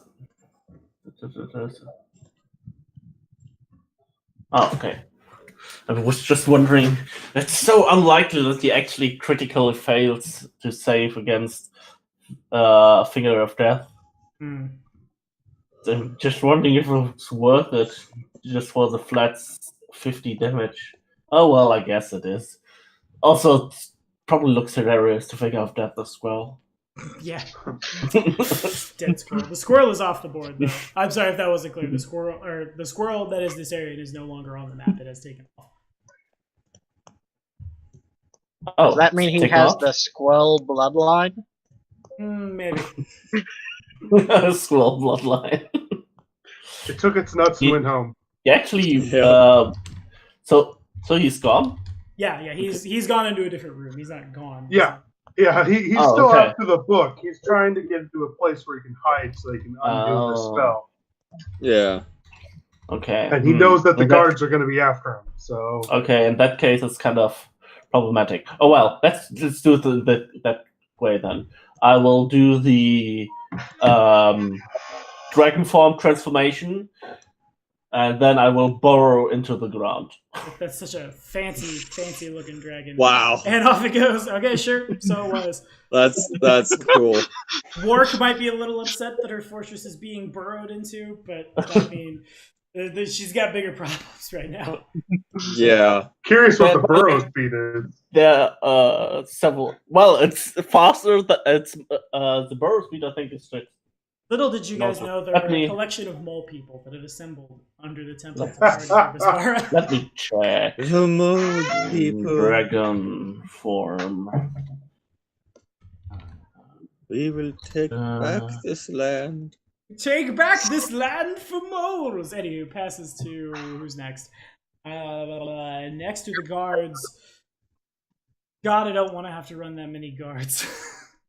Okay, fine. And they all get an extra action. They're all, as long as they're on my side. 20, 25, 5, 10, 15, 20, 25, 5, 10, 25. 5, 10, 15. They're just going to rush the Contract Devil. 5, 10, 15, 20, 25, 5, 10, 15, 25, 5, 10, 15, 20, 25, 5, 10, 15, 25. Oh, there are so many. One of you hurry up and die and play these rogues. 20, 25, 5, 10, 15, 20, 25, 5, 10, 15, 20, 25, 5, 10, 15, 20, 25. Emboldened by the fiddle, they run across the floor, across the gambling hall. That loot. He's on fire. Actually, I lied. 5, 10, 15, 20, 25, 5, 10, 15, 20. They are moving at half speed. So they can only move 50 feet. I ran them way faster than they should have. I ran them as if it wasn't difficult terrain. Okay. 5, 10, 15, 20, 25, 5, 10, 15, 20. Difficult terrain is one of the things I most often forget. I guess we're going to just attack the contract devil. Well, yeah, they're going to try to attack the contract. And 14 and 19 probably both hit. Oh my. Okay, so they both connect for damage that is largely resisted. Yeah, that's literally not enough to break the DR. So 5, 6, 7, yeah, it is DR 10, and they both did exactly 10 damage. They fire down into this thing, and their daggers just kind of glance off. Or no, the daggers stick in, and the contract devil just kind of like touches it, and the dagger melts away into nothing. And it passes now to who is next? It's Grimlock. Go next. Grimlock hungry. Tommy also hungry. All my movement. Okay. Was that all 4 actions? Yep, that's stride, stride, stride, stride. Okay. Wow. Seems good. And now passes to the end of the turn. Now it goes to Bixie. Bixie! Grimlock wants flanking. Grimlock wants flanking. Grimlock wants sneak attacks, and so too does Bixie. And haste and Allegro stack. No. No. That would have been brutal. That would have been. I'll play the playtest forever if haste can stack with itself. Oh my. Oh yeah. So I'm gonna use 2 actions to cast Fly on myself. Okay. 1 action to move in, and then 1 action to hit the guy. Alrighty. So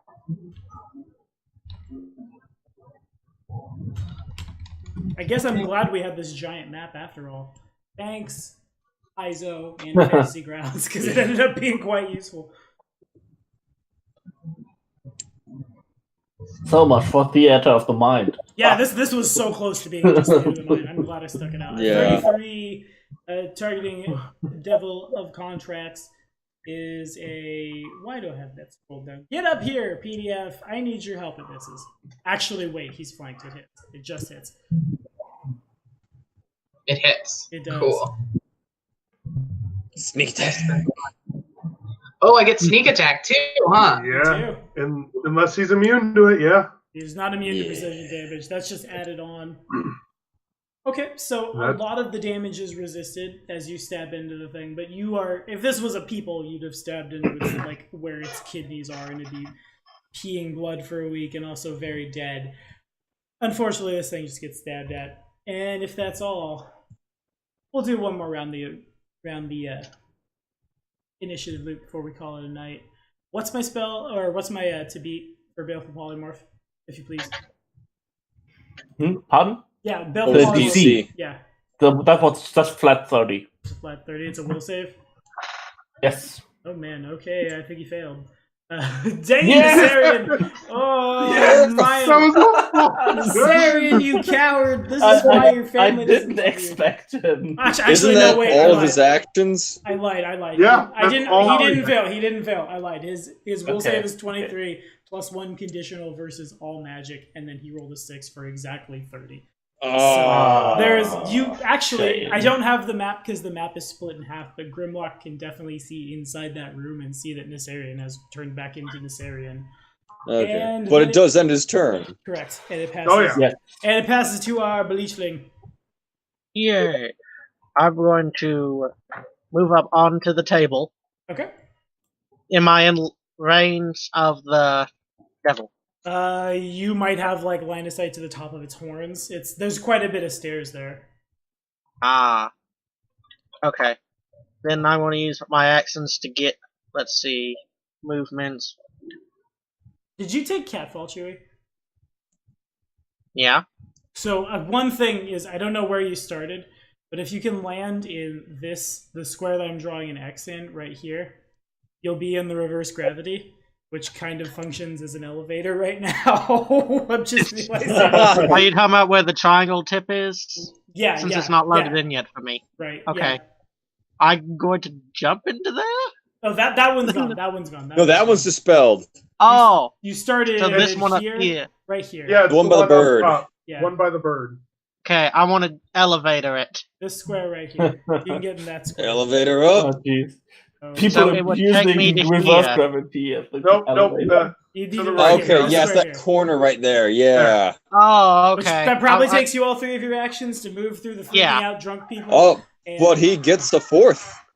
Oh, but he He does gets get the a fourth. fourth Why, action. yes, he Allegro. does. I aim my crossbow. Just whoop upside down, fires as you're going up. Okay, make it happen. Oh my god, super spy status? Like, Yep. That hits. You got him. All right. Let me roll for my damage. And the 6 is bleed damage since mine has to bleed. Oh, good. Ooh. Okay, so the demon can bleed. It has no immunities to bleed, but the rest of the damage seems basically nothing, just kind of scratching. But I guess you can make a contract devil bleed. Well done. Nicely done, Chewie. Nice. You can bleed. Thank you, Arnold. Ah. All right, Dandy. Thank you. All right, who's up next? You, Dandy? Oh, all right. Oh, I need to roll a d4 for how many rounds before the next round of ineffective guards comes. 4, thank you. Okay. Okay. First off, Allegro. Okay. Thank you. 1, 2, 3, 4. Okay. Well, I don't really like that devil, so I just gotta look it up. Where are we? Banishment. Okay, that is a spell. I love that spell. If he fails, Yep. he's gone. That would be So, a flavorful DC way to finish 30. DC 30 will save. Yeah. Already. Come on. It's gotta Come roll bad. It's gotta on. roll bad. Yeah, no. My will save is plus 28. So Jesus! yeah. The What was contract Wow. of Such resistance. ridiculous saves. That's a That ends critical my success. He's just gonna scream at the guards that Viserions, he's running after something, after some treasure. He turned back to human. Go get him. All right, Robin, you're on. All right. I Is I there- mean, give away that I know about the book. yeah. I think I will actually just try to head to that room where the door was. I mean, if he wanted to get through that door into that room, I might as well just burrow into that room. Full That action seems, of burrow. that seems quite good. Yeah, Okay, what's Just- your burrow speed? just 20.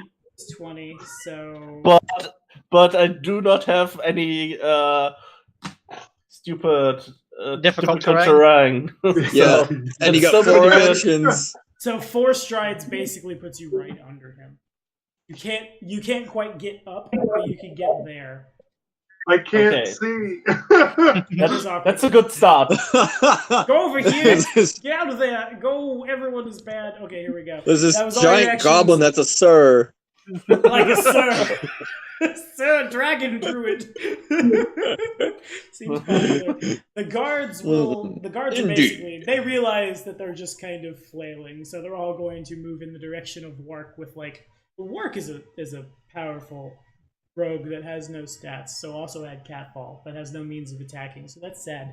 They're basically all just going to move in the direction of their boss, and we'll take it to Grimlock and then Bixie and then call it for the night. Okay. All right. Well, I happen to be right next to a nice little creature with the ability to possibly do 4 separate actions.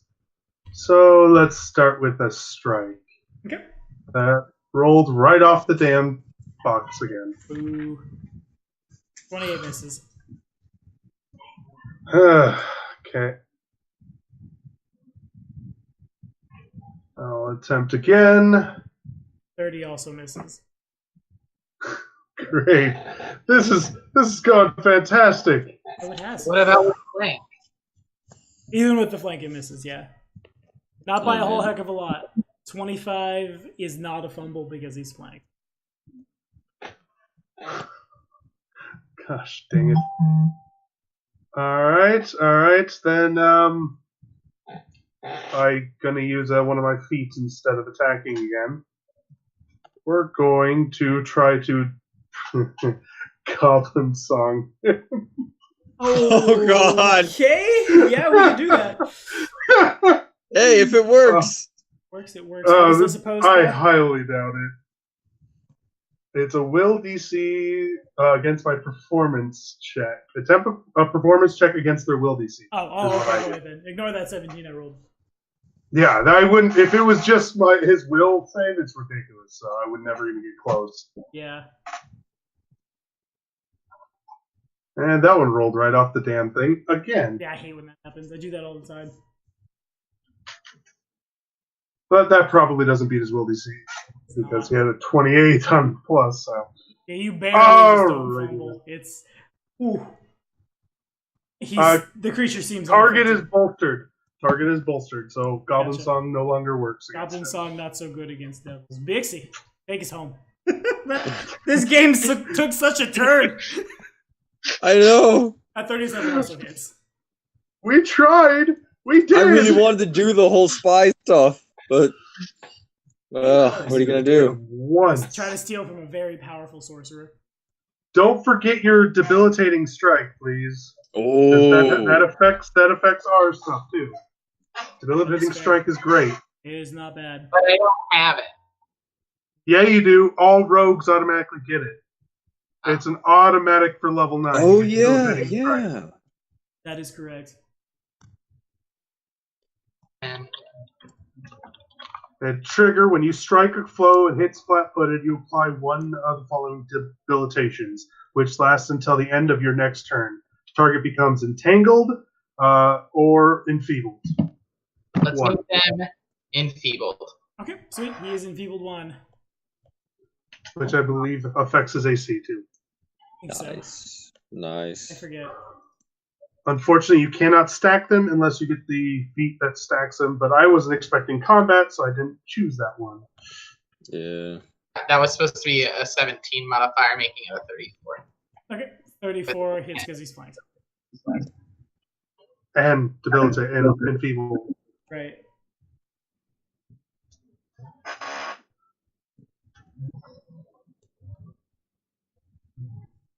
Okay, gotcha. Final one. I didn't mean to do that. The last one's a 14, which doesn't hit. 14. It does fumble, actually. Hang on 1 second. Did you do 4 actions yet? Yeah, she should have one more to strike. I'm just grabbing. Or she could have used the Strider Strike during the 3 attempts of striding and striking. Yeah. She can kind of do anything. I'm looking down. Enfeebled. Take a conditional penalty equal to the enfeebled value on attack rolls, damage rolls. So not my AC. So 24 does fumble. I kind of want to leave the fumble on a cliffhanger there. It's not as good as the cliffhanger of, well, now we're stealing from people, but we're going to take it. And thank you guys so much for watching. I'm going to save this as the initiative for go wrong. Because that's what happened, because the plan has failed. And well, the plan hasn't really failed. Sarion's going to get intercepted by the Druid, so that is what that is. And thank you guys so much for watching on Twitch and on YouTube. We'll be back Friday nights on Twitch, Saturday mornings on YouTube for more sweet Pathfinder playtest, even though the playtest is over. We're finishing it. Content. Say bye, guys. Bye. Have a good one. And